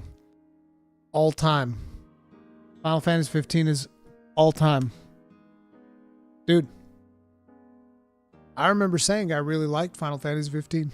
Is all I'm saying. I liked 15. I thought 15 was good. I liked it. Except for that Chapter 13, which I think they fixed by now. Chapter 13 sucked ass. But other than that, 15 was good. I liked 15. I know that a lot of people don't like 15, but I liked it. But I also think I'll get into that. I'll get into that later. Like I'll put a pin on that topic, on the 15 topic, because I want to expand more on my thought process about something. But let's continue here. We asked Circana analyst Matt Piscatella for a bit more context. What's going on with Rebirth US sales? Told us that Rebirth sales on the US are down a double-digit percentage when compared to both Remake and Final Fantasy 16 over the same time. Ooh, sold less than 16. Okay, that is weird. Because, like, I feel like there's been way more positive press around 7 than 16. I feel like there was a bunch of people crapping all over 16, and, you know, 7 Rebirth was way more acclaimed. That was like my vibe check on the community. That was my finger on the pulse, was like, people don't really care that much about 16, but people are loving 7 Rebirth. But yeah. But he also noted again, Remake launched at basically the best time to launch a video game in history on a different install base and all that built up anticipation. He called the game's performance not amazing, but also nowhere near terrible, which is roughly what other experts described to us before and what UK sales numbers seem to suggest as well. Still, it's impossible to say whether or not terrible will be enough for Square Enix. The publisher has announced it's preparing to take a $140 million hit in abandonment losses due to canceled games in the fiscal year, and it remains unclear how much of this will impact Final Fantasy VII's Remake trilogy, if it will at all. And it's admittedly a little jarring to see Rebirth in light of Circana's reported sales for fellow action RPG Dragon's Dogma 2, which pulled 11 times the amount of dollar sales the original Dragon's Dogma did, and has already surpassed the combined life-to-date sales of both Dragon's Dogma and Dragon's Dogma Dark Arisen combined. It's only been out for a month, and it's the second best-selling game of the year in the US. That's a pretty stark difference. But again, Dragon's Dogma 2 released across 3 platforms, PC, Xbox, and PlayStation 5, whereas 7 Rebirth is a PlayStation 5 exclusive. Like I said it before I even read this. You need to release it on all platforms. I've been saying it. I keep saying, like, listen, if you want to make exclusives, that is your business. I'm going to play the video game in the video games that I want to play, I will play them in the platforms they're in, because it's my job. It's my job, and I would probably do it even if it wasn't my job, because I just really like video games, okay? That's one of the topics that I want to bring up a little bit later today as well. But, you know, as for the rest of the month in video games, Helldivers 2 is still the best-selling game of the year so far. It is the 7th best Sony-published game of all time, just after 2 months. Dragon's Dogma 2 is the best-selling game of March, followed by Helldivers 2, MLB The Show 24, Call of Duty Modern Warfare 2, and Rise of the Ronin in that order. Princess Peach Showtime debuted at number 6. Digital sales excluded as usual. Unicorn Overlord debuted at number 8. WWE 2K24 debuted at number 9. Digital sales excluded. Also notably, Horizon 2 Forbidden West saw a massive jump in March from the number 107th best-selling game in February to number 14. It went from 107 to 14 because it launched on PC. Guys, I don't think this is rocket science. I don't think you need a bunch of analysts or experts to figure this shit out.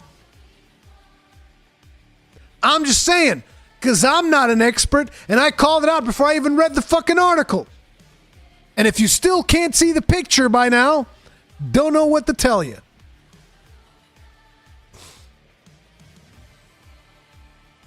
In total, video game sales were up 4% year over year, largely thanks to mobile content. Sorry, it's that. I just get that vomit reflex when they pull out the M word. The M word. They bring out the M word, and I just get that gag reflex instantly. While hardware sales dropped 32% year over year, with all console platforms spending down 30% or more. The PS5 remained the best-selling console in both unit and dollar sales. Hardly impressive. Hardly impressive, dude.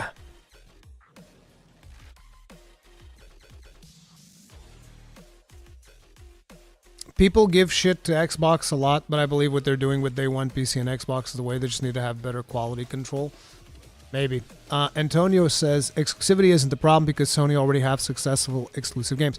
The thing, Antonio, is it's like when you have a first party title, right, like a Horizon or something like that, the game itself doesn't need to make as much revenue as a third party game because Sony is getting in revenue both on the game and on the platform. So if somebody ends up picking up a PlayStation 5 to play Horizon, which, by the way, I don't think is an unreasonable thing, because I think Horizon's a fantastic fucking game, they're already making way more money because they got somebody else invested into their ecosystem, which makes sense. So those first-party exclusives don't need to make as much money. For Square, on the other hand, they need to make a fuckload of money, and that money needs to either come from Sony for the exclusivity deal, or it needs to sell a fuckload. And if it doesn't sell a fuckload and they didn't got a lot of money from the exclusivity deal, they get the shaft.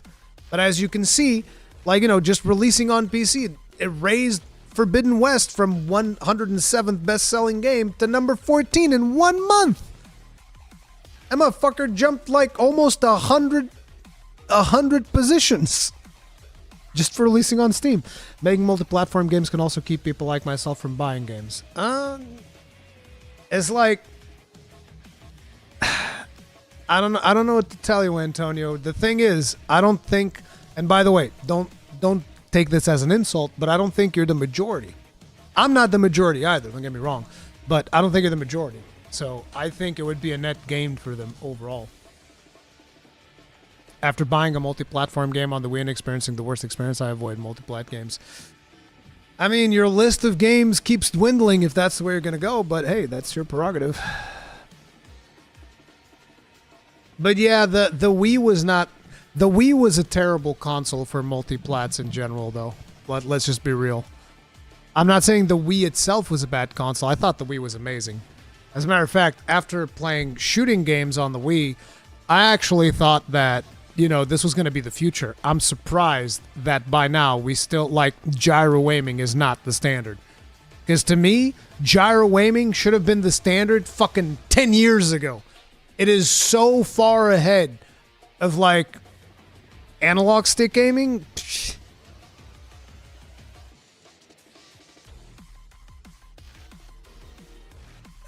Multi-platforms on a Nintendo platform's a mistake. Actually, Benny Ho, you'd be surprised the way that what's the name of it? No Man's Sky on the Switch actually surprised me a lot. It actually ran pretty decently.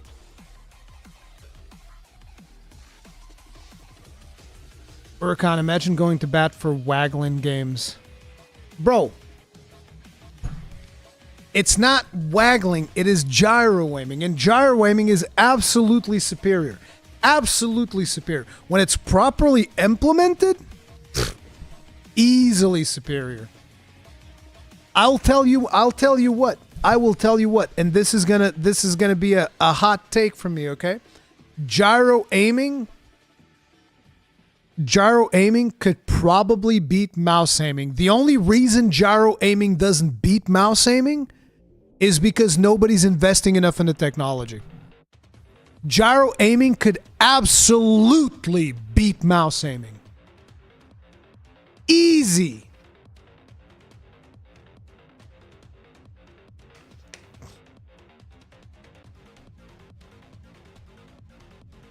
It can't beat it right now because people aren't invested enough in the technology. But if you get it precise enough, it will destroy mouse aiming. It's not even close. It is not even close. Like, I remember there was this shooter on the Wii. I forget the name of it. It was like this super niche game. But it was a shooter. And I remember playing that and I was like, holy shit. I was getting so many shots in. It was perfect. It was like pow, pow, pow, pow, pow, pow. I was rocking that game like nobody's business, and I was like, bro, that game was the game that I was like, this is the future. This is the future. Rabbi's right stick gaming is much better. But the mouse with the ball in it, whatever mouse you want. Whatever mouse you want. If people were to invest, because I'm not talking about, for instance, the gyro aiming on the Switch. Because in my opinion, and here's another hot take for you guys, the gyro aiming on the Switch is actually worse than the gyro aiming on the Wii. That's another hot take for you.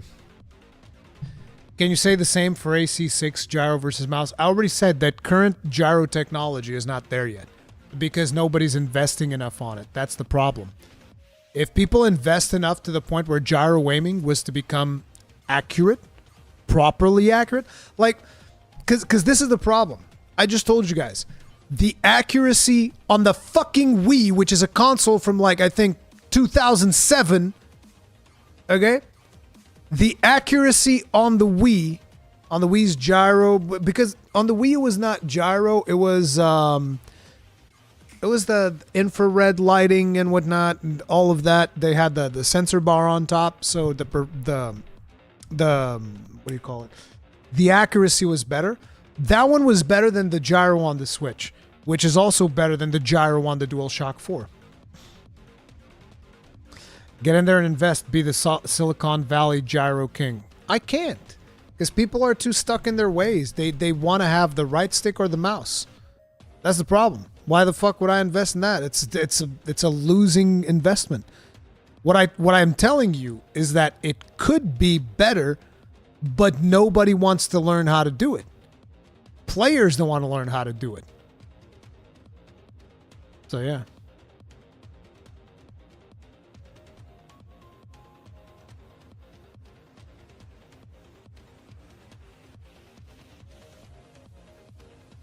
They could do it with ring laser gyros, but it could be pricey. Yeah, I don't know what the technology needs to be, but I can tell you that, like, bro, aiming with a gyro, the best.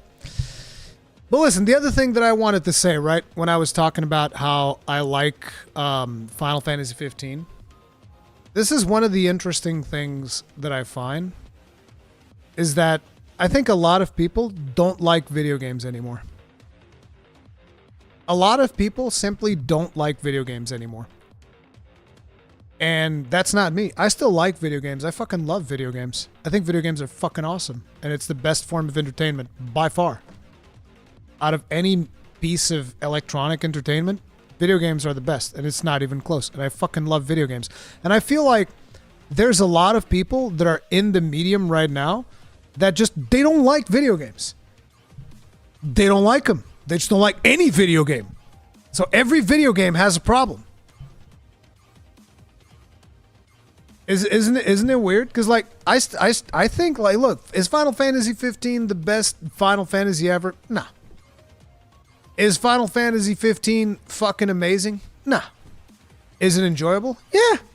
I liked it. I played the fuck out of it. Pretty fun. You know? Rory, so you're going to cover V-Rising? No, it's got vampires. I don't like vampires. No, I'm joking. Negativity has proven to drive more engagement than positivity. Yeah, that's a big part of the problem. That's a big part of the problem. Everybody likes to shit on video games. It's a good thing to shit on video games. This is why I keep seeing all of these videos about how gaming is dying, gaming is bad, why gaming isn't as good anymore. And I was like, you guys are just playing the wrong fucking games. You're trying to play the 27th Call of Duty? Guess you know there's other video games, right? The 27th Call of Duty, my guy. Okay, I mean, hey, that's on you.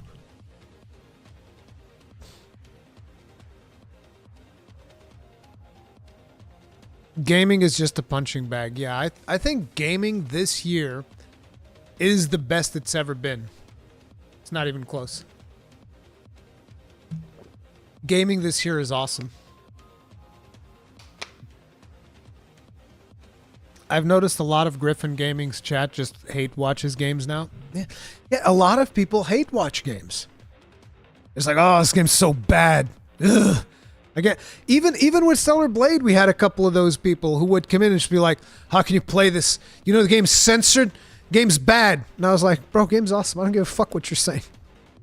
I'm going to let anybody dictate what games I play. What? You're crazy. I'll play whatever games the fuck I want.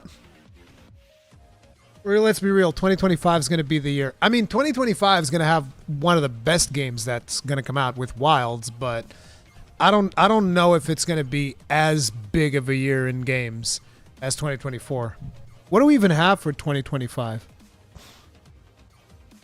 This year, Stellar Blade and Another Scraps Treasures, maybe, but that's it. Was Palworld? Palworld was awesome. Hell, we can just go to my channel, and pretty much every game that I played this year was fucking awesome. Wasn't it? Let me see. Well, I guess Rise of Ronin's a little bit hit or miss, which we'll talk about. But like look at this. We go to my channel, and like, let's go to videos. So, where does the year begin? The year begins here. Granblue Fantasy Reeling, fucking awesome.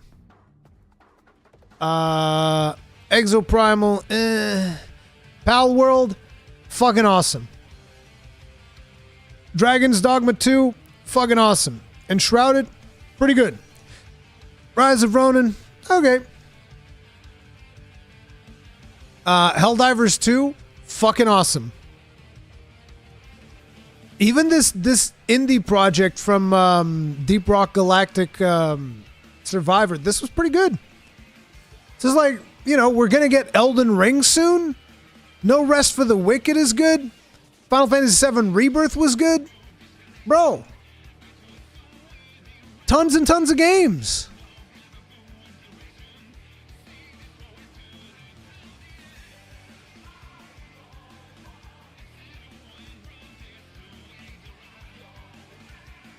GTA 6 is going to disrupt the industry.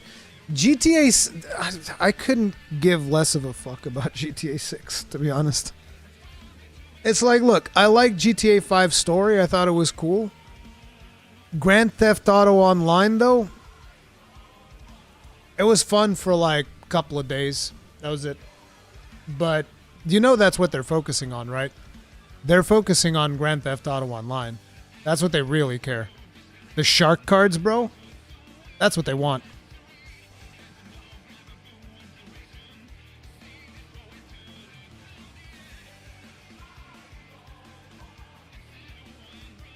So it's like, I think there's plenty of really good games coming out this year. Now, if your taste in games is very, very specific, then yeah, I guess like, oh man, all I got was Dragon's Dogma 2.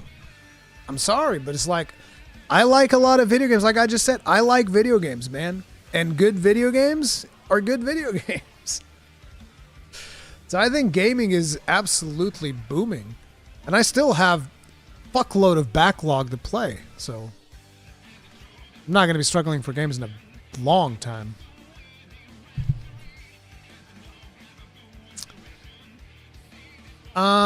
Considering we were talking about Rise of Ronin, this is an interesting one. Rise of the Ronin may have come and gone, but Koei Tecmo says it's selling faster than Neo and Neo 2. This is very surprising for me because, like, I was not super invested in Rise of the Ronin, mostly because I feel like the game feels very dated. And it feels dated not just in terms of visuals, but in terms of its open world. The open world of Rise of the Ronin, to me personally, feels dated. That's not to say it feels bad. It's to say it feels dated. And the animations on that horse, good lord, dude. Good lord. That poor horse. Somebody did that horse dirty. But ultimately, I think that if you like Team Ninja games, I think you guys will enjoy Rise of the Ronin. That's what I said in my review. I think anybody that likes Team Ninja games, you're probably going to enjoy this. You'd be forgiven for not remembering that the story Team Ninja put out its most ambitious game just a few weeks ago. Rise of the Ronin, the studio's open-world epic, landed with a bit of a thud. The action RPG was generally favorably reviewed by critics and received well enough by players, but it clearly didn't satisfy longtime followers of the studio, or really anyone who thought it would be an evolution of the Neo games. As it turns out, Koei Tecmo and Team Ninja may have made the right decisions with that one. As part of the latest earnings report for Koei Tecmo's fiscal year 2023, the company touched on one of its biggest games released during the year, Rise of the Ronin. Koei Tecmo did not publish the game. It was published by Sony Interactive Entertainment as part of a co-development project between the two companies. This is standard for Koei Tecmo, but since neither it nor Sony have revealed any hard sales numbers for Rise of the Ronin, we'll have to go on the remarks of the former made in this earnings report to get an idea of how well the game did. According to the company, Rise of the Ronin's initial sales go beyond Neo and Neo 2. This is the part that surprises me. But then again, it might be that it is riding the success of Neo 2. This happens sometimes when a video game rides the success of the video game that came before it, right? And people end up buying it, and then eventually they're like, it wasn't really what I expected. It's still all right. So, I think there might be some of that in there, but I could just be wrong. Because like I said, I do think the game is fun. An earlier part of the report, Koei Tecmo said the sales surpassing the Neo series outright. This is a bit surprising considering how late into the PS4's life both Neo games released compared to Ronin's more limited PS5 install base. That is surprising. Both Neo games, of course, ended up arriving on PC months after their initial PlayStation exclusivity window ended. That's not likely to be taken into account here. The main reason this statistic is surprising is that Rise of the Ronin just didn't make the splash many people expected it to. Previews were generally favorable, particularly given how much of the tech upgrade Ronin represented compared to the Neo games. What? What? A tech upgrade compared to Neo games? I guess it's got an open world. But reviews are much more timid. We described it as Team Ninja without the bite or the Neo heights in our review. And many others felt the game learned the wrong lessons from the deluge of open world games. Exactly. The open world, very dated. It also didn't help that it released in the same day as Dragon's Dogma 2, one of the year's most anticipated games, and one that released on all platforms. You could argue that Dragon's Dogma 2 star faded faster than expected too, but it may have sucked out most of the air in the room at the time.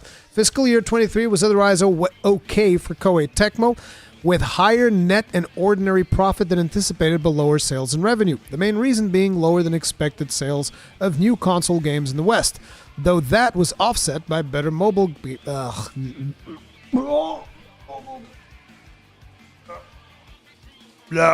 mobile games.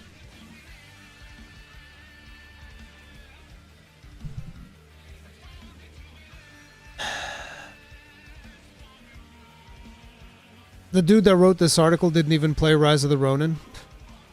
I don't know about that. But hey, I'm glad Team Ninja made some good money on it.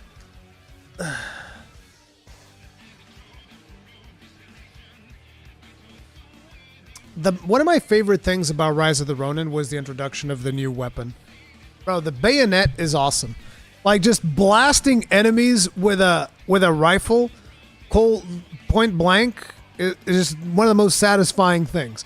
Like, you know, you're fighting them, and then you get the execution, and your character just kind of like trips them to the ground. They're on their knees, and just aims a bayonet, pow, right to the face. Or the revolver executions were great too. Like you just beat somebody down, they fall on the ground, you go right next to them, boom, shoot them in the face. I was like, bro, I love it. I'm not a samurai, I'm a gun-murai. So anyway, I started blasting. Exactly, that's what it was. It's exactly what it was. Dude, I love that aspect of Rise of Ronin. Straight up.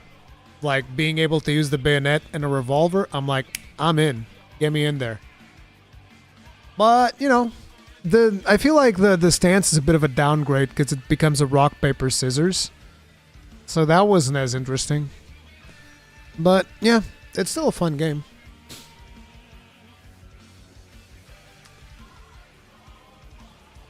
Okay, I guess we can talk a little bit about this. Because apparently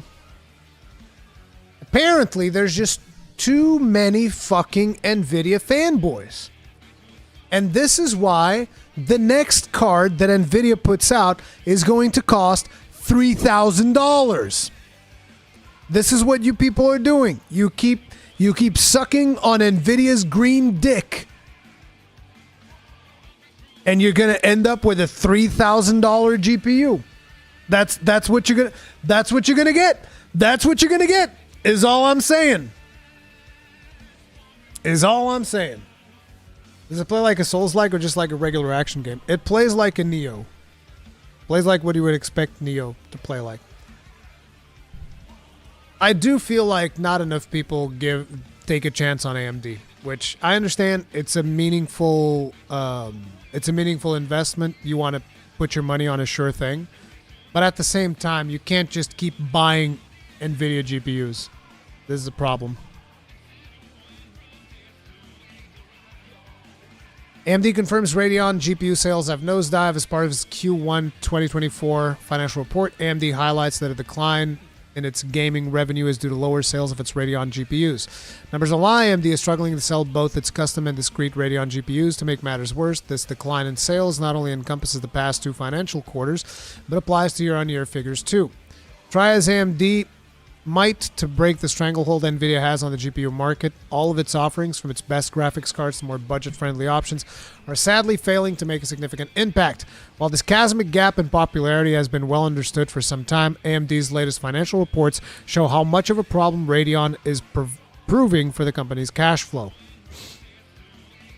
AMD reports a revenue of $5.5 billion, up 2% from last year, primarily driven by its data center and client segments, which are up 80 and 85% respectively. However, revenue from its embedded segment is down 46% year on year. Damn! The biggest decline comes from gaming, coming in at a painful 48%.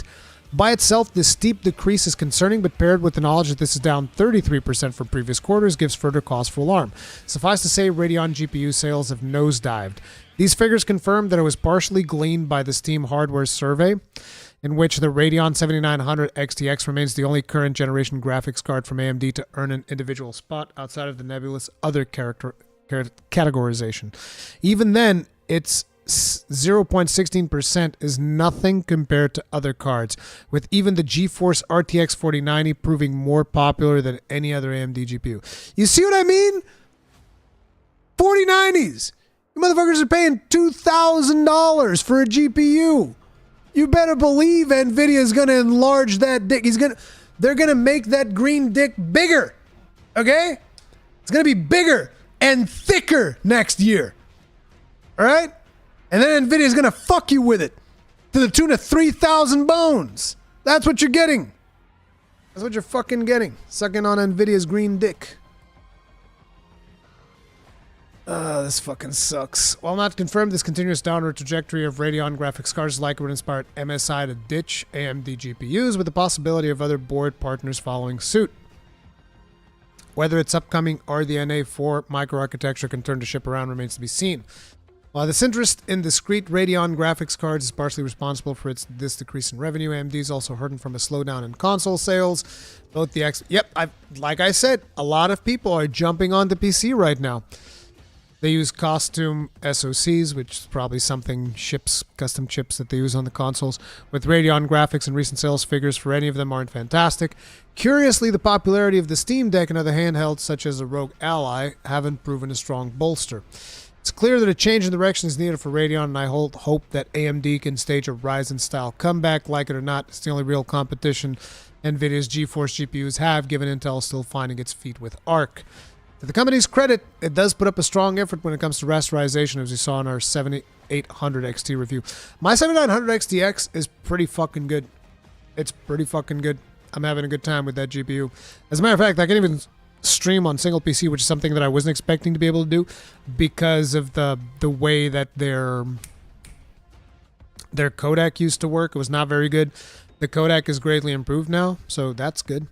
It isn't enough of a strength to lean on when ray tracing and performance enhancing features are becoming more important to the day. How the fuck is ray tracing, like, I can understand something like, what's it called? DLSS. Yes, DLSS is becoming more important. Sure, that I agree with. Ray tracing? Get the fuck out of here, dude. Ray tracing is something that I just turn off because I'd rather have more frames. Who in here gives a fuck about ray tracing? Does anybody in this chat give two shits about ray tracing?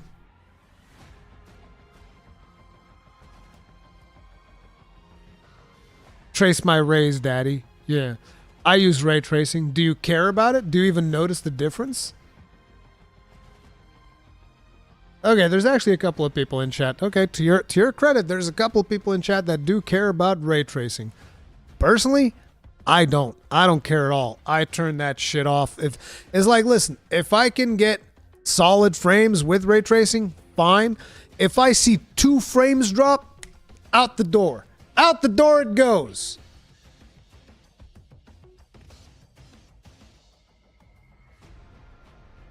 It looks really cool, so I care about that, but performance not worth.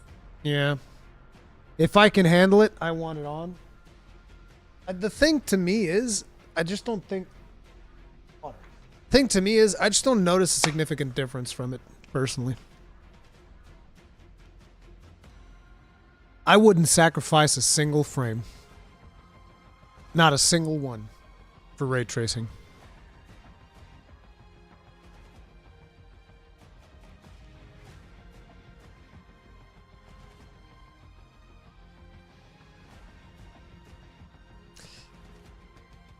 Sir, you ever played a game with crispy 60 FPS and 4K graphics? Yes.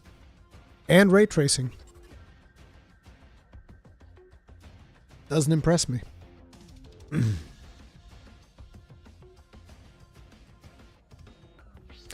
I'll tell you what, I would rather have HDR.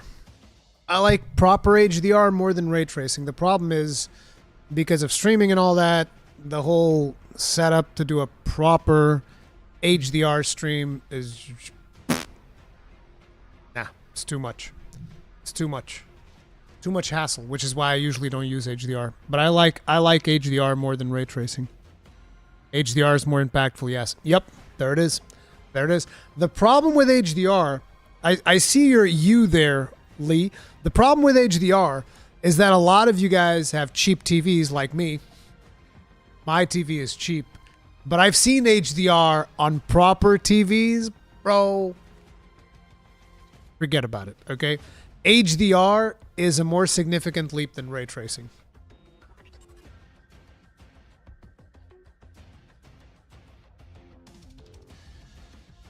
The problem is that HDR technology is a little bit weird too. So because like, for instance, technically speaking, I could stream in HDR.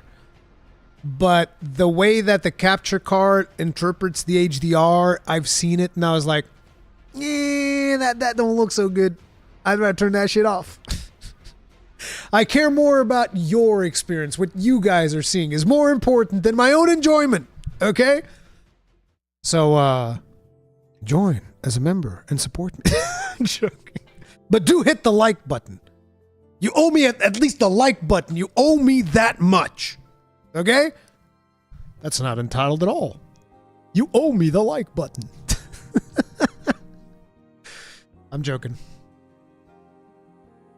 Windows also not always handling HDR well. Yeah, some of the best HDR applications that I've seen have been on consoles more so than on PC. Sure.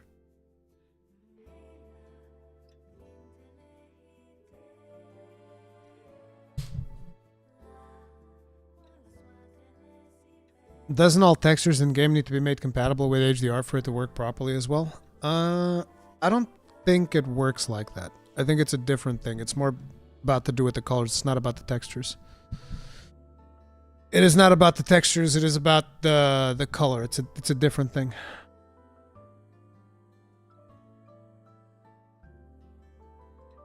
Nvidia cards also have the best auto HDR.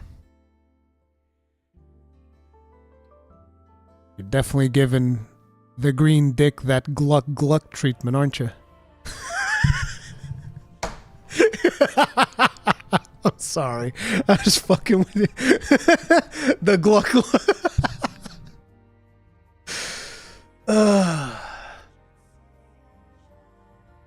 Oh my god. I have too much fun.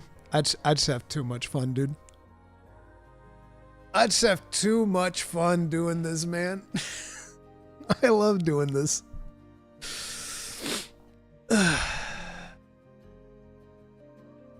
Oh, that's pretty cool, yeah.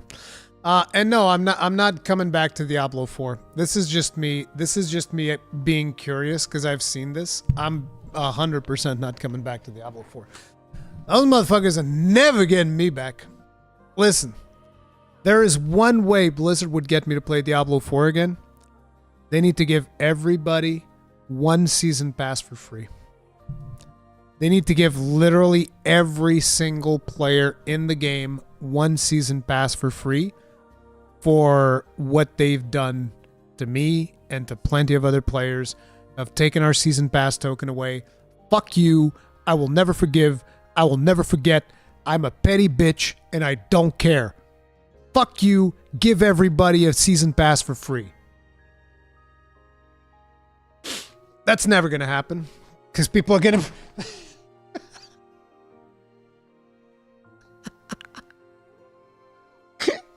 This fucking chair sucks. That's never going to happen because people keep giving them money. People give them money. Blizzard's like, we're not even trying. Everybody keeps giving us money. We keep fucking up, but somehow money keeps pouring in. They just keep failing upwards. Rurikhan, your season pass clip is legendary. You guys remember when Asmongold saw that shit and just laughed in my face? That motherfucker. He sees my fucking clip and he just, look at it go, poof, it's gone. Fuck you. That bastard. Sorry, I haven't been keeping up with this. What do you mean they've taken away? Hey, Paul, I hope you're doing good, dude. What happened with the season pass was, so Diablo 4, because with the whole situation where you could get 3 days early access, I bought the edition that you would get 3 days early access because it makes sense, right? Because I'm streaming it. So I bought that and I played the game, and that edition comes with one thing, which is a season pass token, which means it was a token that you could redeem whenever you wanted. So it's not like, oh, it includes the first season pass. It's a token that whenever you feel like playing a season, you can use that token and you can get, you know, the benefits of having the season token, right? And what happened was I played during the first season and they had a dark pattern in the game wherein as you are doing your season objectives and all this other bullshit, you would have to constantly go to the seasonal map. And as you're going to the season map to figure stuff out, the cursor would automatically select the activate season pass button every time. So it's like you're jumping around a fucking landmine every time that you're going to the thing. And then to top it off, that menu was laggy as balls. So one of the times that I was checking the season journey objectives, I pressed the button one time too many because, the thing was lagging. I'm like, come on, just fucking go. And it instantly activated the battle pass. There was no confirmation. There was nothing. It's just like, yep, there you go. Battle pass activated. Hell, it didn't even do that. It actually crashed my game because I was trying to back out of it. The game crashes. I go back into the game and then it says, hey, you activated your battle pass. Congratulations. So in my eyes, they took my season token against my will. This, by the way, was acknowledged by Diablo 4 developers as a flaw in their UI design. In my thread, there's like at least 3 Diablo developers in my thread, because that thread went viral, had like 4 million views or whatever. And there were 3 Diablo devs in that thread.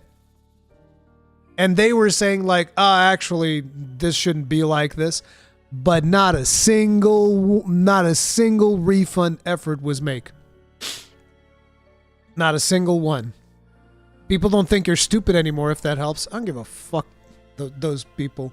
Those fucking people that went in there and they were like, maybe you shouldn't mash buttons. And I was like, oh, I'm sorry. I didn't realize I was playing fucking monetization Minesweeper. Oopsie. They didn't rectify it for you? No. And it wasn't just me that it happened either. Like, there's a bunch of other, even people in my chat had the same thing happen the exact same day. There was way more people that had that happen to them as well, and they didn't fix it for anyone. They were just like, tough titties, baby. That's too bad. Sucks to be you.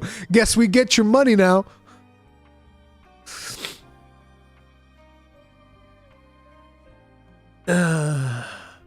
Anyway, I wanted to see what's up with this new season because I saw the video from, what's his name? DM. DM's on vacation, but he made a video about this. And I was watching his video on it, and I thought it was really funny. And if they talk about the same things that he talked in his video in this article, it's going to be an interesting conversation. Diablo 4's next season is full of changes to make players care again. Season 4, Loot Reborn, promises rewards that actually matter. Diablo 4 is getting a major overhaul on the heels of its 1-year anniversary. Blizzard recently revealed almost every major change to come in Season 4 later this month. Fans are excited for the action RPG to finally fix some of the biggest complaints players have had since launch.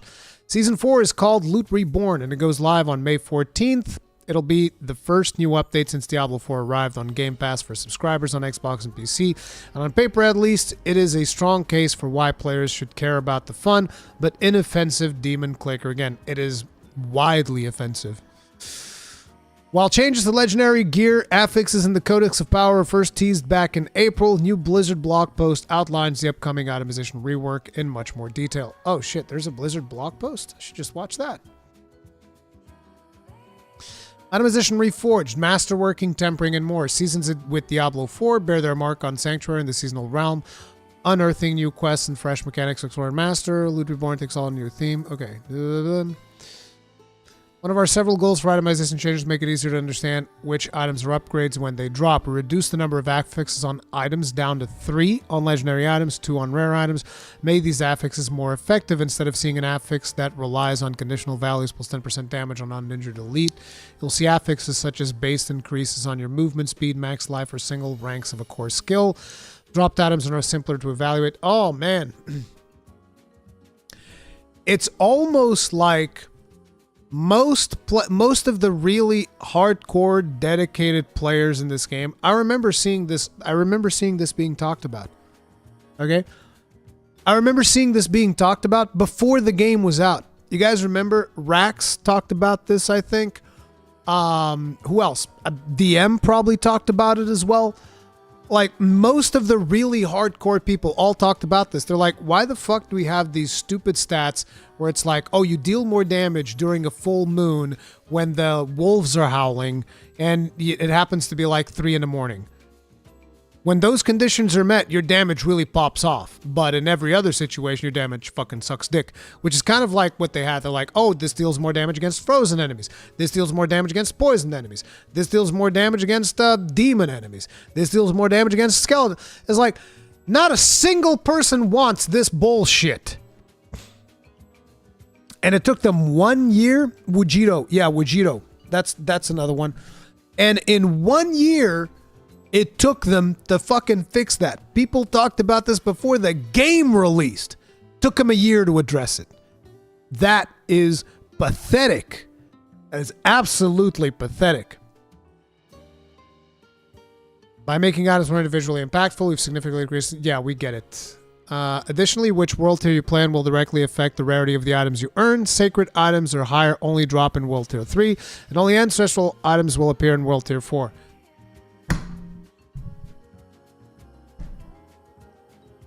Amazing.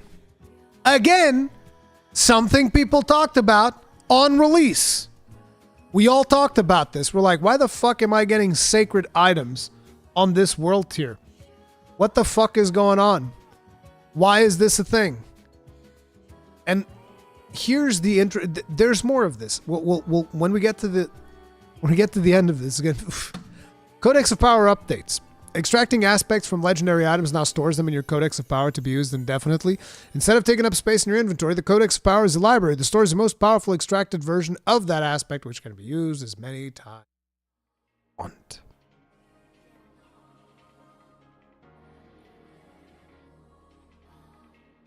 One year.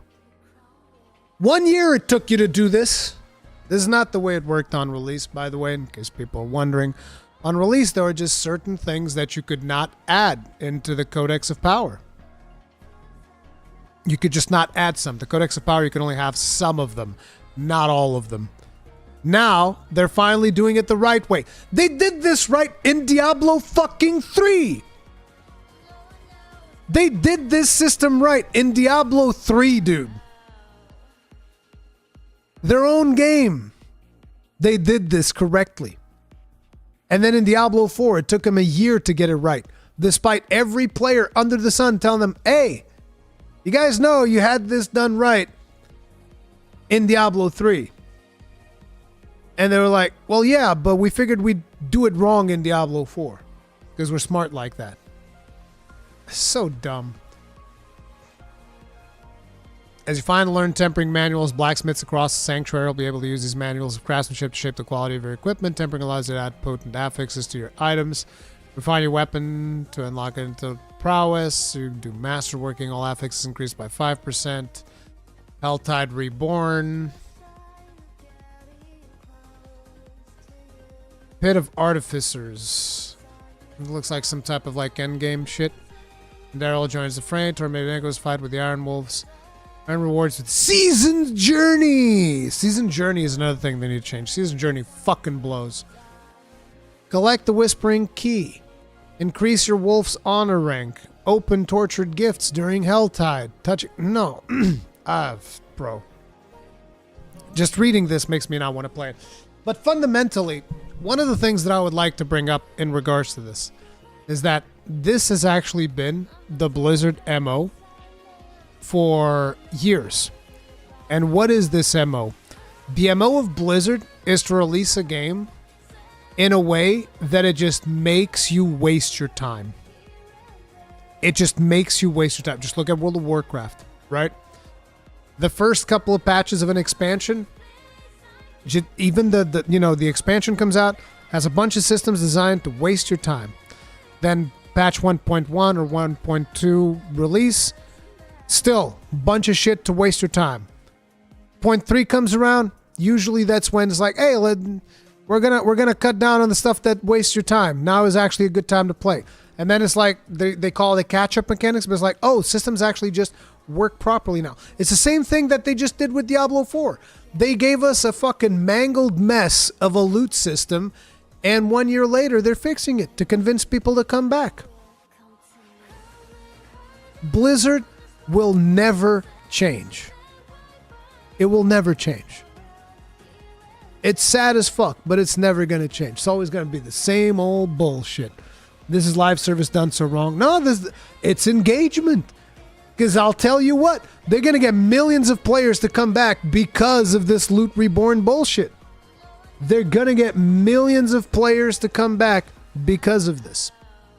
Guaranteed.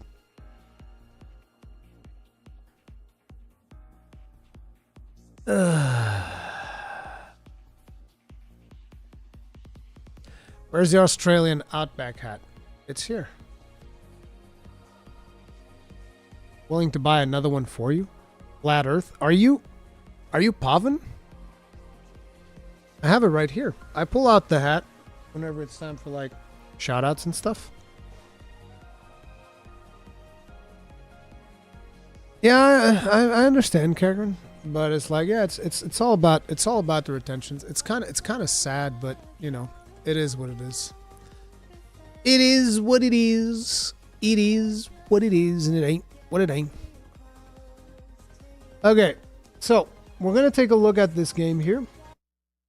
This game is called Terra. No, not Terra. Farah. Farah, the Sundered Isles.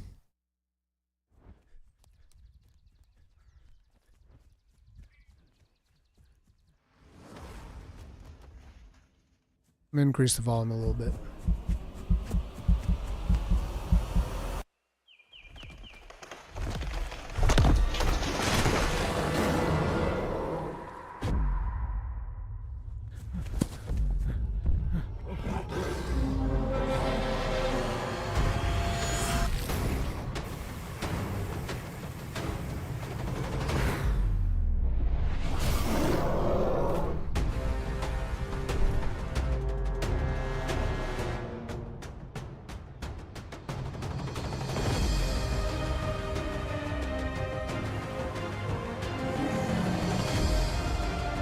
Is this Fortnite Monster Hunter?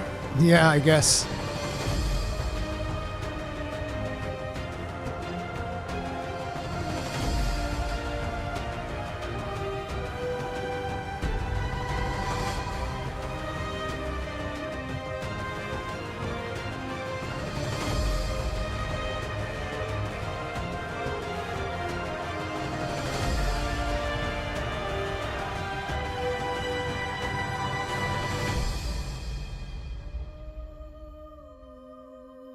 So this is actually the first trailer they ever made for the game.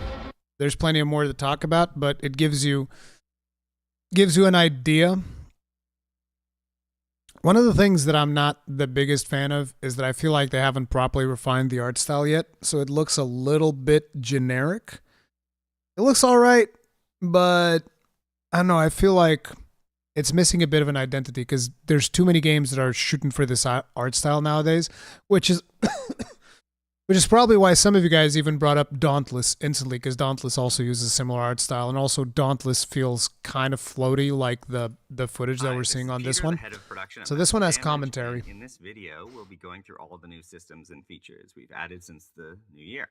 We've instituted a tribe system that's reminiscent of colony sims like Frostpunk or strategy games like Europa Universe. So this is going to have survival elements to it. So people that don't like survival elements, it's going to be a bit rough. You're expected to manage your tribe, not just go out and hunt monsters. So there's a couple of more systems that they're adding in on this. Solace, but we've retrofitted them to suit our It's got gliding action RPG loop. It's based on meters that captures the well-being of your tribe and your village, meaning health and morale and the physical upkeep of your buildings. And now the need to keep your tribe fed and healthy is now a primary concern for the player, but not to the extent where you're distracted while you're having action-packed fun in the Underland. As long as you keep them fed and you do quests for them and you don't overwork them with tasks or not give them enough time to do their regular upkeep chores, you will be fine. But if you let them starve or you overwork them because you want to make specific equipment or you want to mine specific resources because it suits your progression plan, the village well-being will suffer and there will be consequences for that. See, this is one of the things that I'm a little bit concerned with when it comes to this game. It's like, look at this. Unlocking chitin armor, 4 hours. Unlocking leg wraps, 8 hours. Itaxu tunic, 8 hours. It's like, bro. That's hey. I don't know about that. I don't know about that, right? And there will be consequences for that. Another thing that we brought to the game is functionally the ability to extend your village into the Underland by way of a new kind of portal artifact that you unlock over the course of the game. This artifact can be carried into the Underland, and you can set it down, and you can open a permanent, stable portal for a period of time. This allows you to build harvesting stations next to corpses. See, this is one of the things that I find interesting, is that they actually take the harvesting of the monster into account. So you're expected to actually, you know, create a station so that you can harvest the materials from the monster or not. I kind of dig that aspect of it. But when you put together all of the other time management things that we saw on the tribe, that's what makes it a little bit rougher. Which enable your villagers to cut apart those corpses and get all the resources inside, which are, of course, key to weapon and armor progression. Also key to killing monsters is our upgraded focus on elemental attacks. Now, to keep the monsters effective against larger and larger multiplayer groups of players, we've given all of our monsters these kind of bullet hell. It's got these grappling hook type mechanics that I thought are kind of cool, especially because you go grappling hook into gliding, into aerial attacks and whatnot, and that seems kind of appealing. But the problem that I still see on this early gameplay footage is that it's still rough. It still feels very rough, and it feels very floaty. Style area of effect attacks that necessitate the player to dodge and weave and glide and grapple around using our movement systems, which is a lot of fun, and it meshes great with the rest of the gameplay. As with all elemental attack systems in all games, you know, different elemental loadouts are going to have different levels of success against other elements. And so a lot of the progression is now based on first, you know, nibbling a bit against lightning monsters, which then outfits you with a loadout that's good against fire monsters, which then allows you to take on frost monsters, etc., etc., etc. To help achieve that, what we've done is we've populated these different elemental monsters in different... This is another thing that I don't like. You notice how they say boss arenas? I like the concept of hunting monsters as opposed to there's an arena where you fight this boss, right? That's where it starts losing a couple of points for me. I can kind of deal with the idea of boss arenas, whatever, but, you know. Segments of the map, and each of these segments have multiple layers of sort of Dark Souls-inspired boss arenas that get progressively harder and harder of that elemental type. The idea is that players within our leave and return open world system will be bit by bit unlocking each of these arenas through successful combats, finding new quests and special resource extraction points until they're powerful enough to take on the next monster and then the next monster, and unlocking new loadouts that help against... Reminds me a little bit of the Kusarigama until they've done enough. Not even just the Kusarigama, strong enough that they can take on the claw the in Toki boss, then too, which then enables them to move on to the next biome when that biome becomes available. And we've also created a new system that allows the player to carve off chunks from monsters in combat and then send them back to the village. This is a lot of fun in multiplayer, and it's very helpful early on with the early progression when the player does not necessarily have the skill to kill a monster outright. This allows them to escape from a combat with a monster with a piece of it that they can then use to create some new equipment, which is going to help them along with their progression. Helping the player along with all of these new systems is going to be a key challenge for us. But again, inspired by strategy games, what we've done is we've structured out all these quests as a kind of tech tree that the player can engage with of their own volition. We found this works really well in introducing these new systems to players, and it's going to be really helpful for us as we add more and more content, more and more systems to the game going forward. Especially as we add new artifacts to the game through the island engine room, or as aspects of the game change in surprising ways as we go from biome to biome, from less mystical biomes to more mystical biomes, and things get more and more systemically interesting as the game progresses. And then they have, like, I think one more trailer, which this trailer is what brought the game to my attention, because this was shown at the latest Xbox thing. So this is the latest footage. This is Peter, the head of production at Massive Damage, and I'm going to show you a little bit of our upcoming game, Farah, the Sunder Tribes. If you haven't seen We don't Farah know the before, monetization it's a model yet, combination of co-op monster but it is supposedly coming out in early access summer this year. hunting, open world survival craft, and a tribal colony sim with a heavy focus on aerial mechanics. This is my village here. This is where I manage my tribe and where they craft all the equipment and potions and weapons and food, you know, all the stuff that we need to survive in Farah. We're out of harm's way here. We He live did on a say co-op magical monster floating hunting. island. It's surrounded by friendly sky whales, but when I go to the underland below, that's when things get a little bit more interesting. The world of Farah is designed to be kind of a jungle gym for aerial mechanics. You can chain together moves of gliding and tethering to achieve really fast speeds, and it's a lot of fun to see your friends zipping around you, soaring in the air like your fighter jets. I think that So right now, we're on a traversal mission is one of the to track down highlights here. Groktuk's egg, which we've located here. This is going to involve us fighting a large Groktuk, so you can see a little bit of how combat works. Our combat design also retains that aerial focus, so in addition to physical attacks, our monsters also attack you with elemental bullet hell style barrages, which sort of test your mastery of Farah's aerial mechanics. In addition, you can also cling to the monsters and attack their different body parts, and even saw off craftable trophies mid-combat. But as I mentioned, today I am on a hunt for a Groktuk's egg, so while my friends have him distracted, I'm gonna go find it. When the time is right, I'll be able to hatch the egg, and I'll gain a new addition to my beast menagerie, who I can then bring into the Underland. The visuals also look very rough, like texture-wise, like this ground texture and whatnot, and some of the other textures that we saw, they looked really rough still. So that's a little snippet of what makes up our game. If you like what you see and you want to find out more, give us a wish list and follow us at playfarah.com.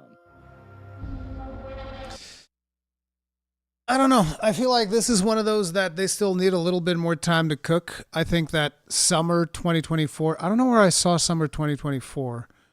I think I saw it on their website, because they have a website now.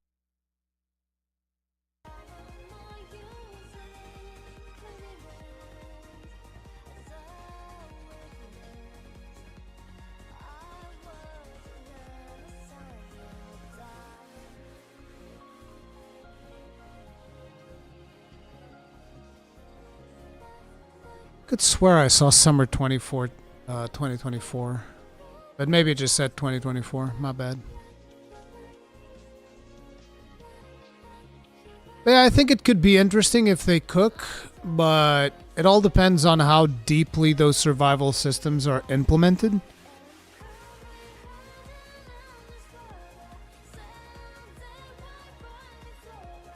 And that friggin' crafting timer. They need to sort that stuff out. Honestly, they should cook this for another 2 years. Yeah.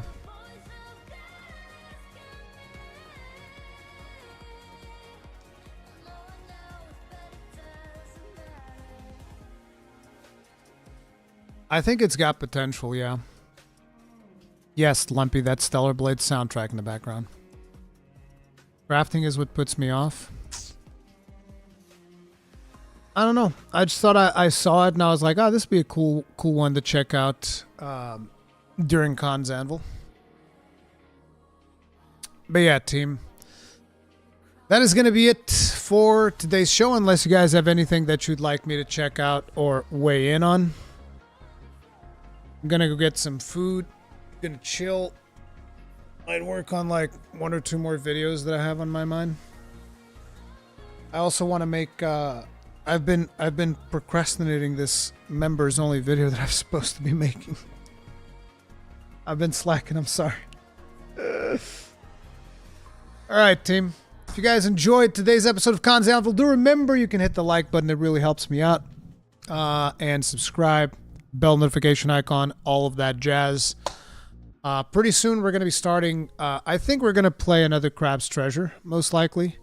We might end up playing that on stream. Might check that out, see what that's all about. But for now, it's going to be it. Love y'all. I'll see you guys later. Stay strong. Stay safe. Peace out.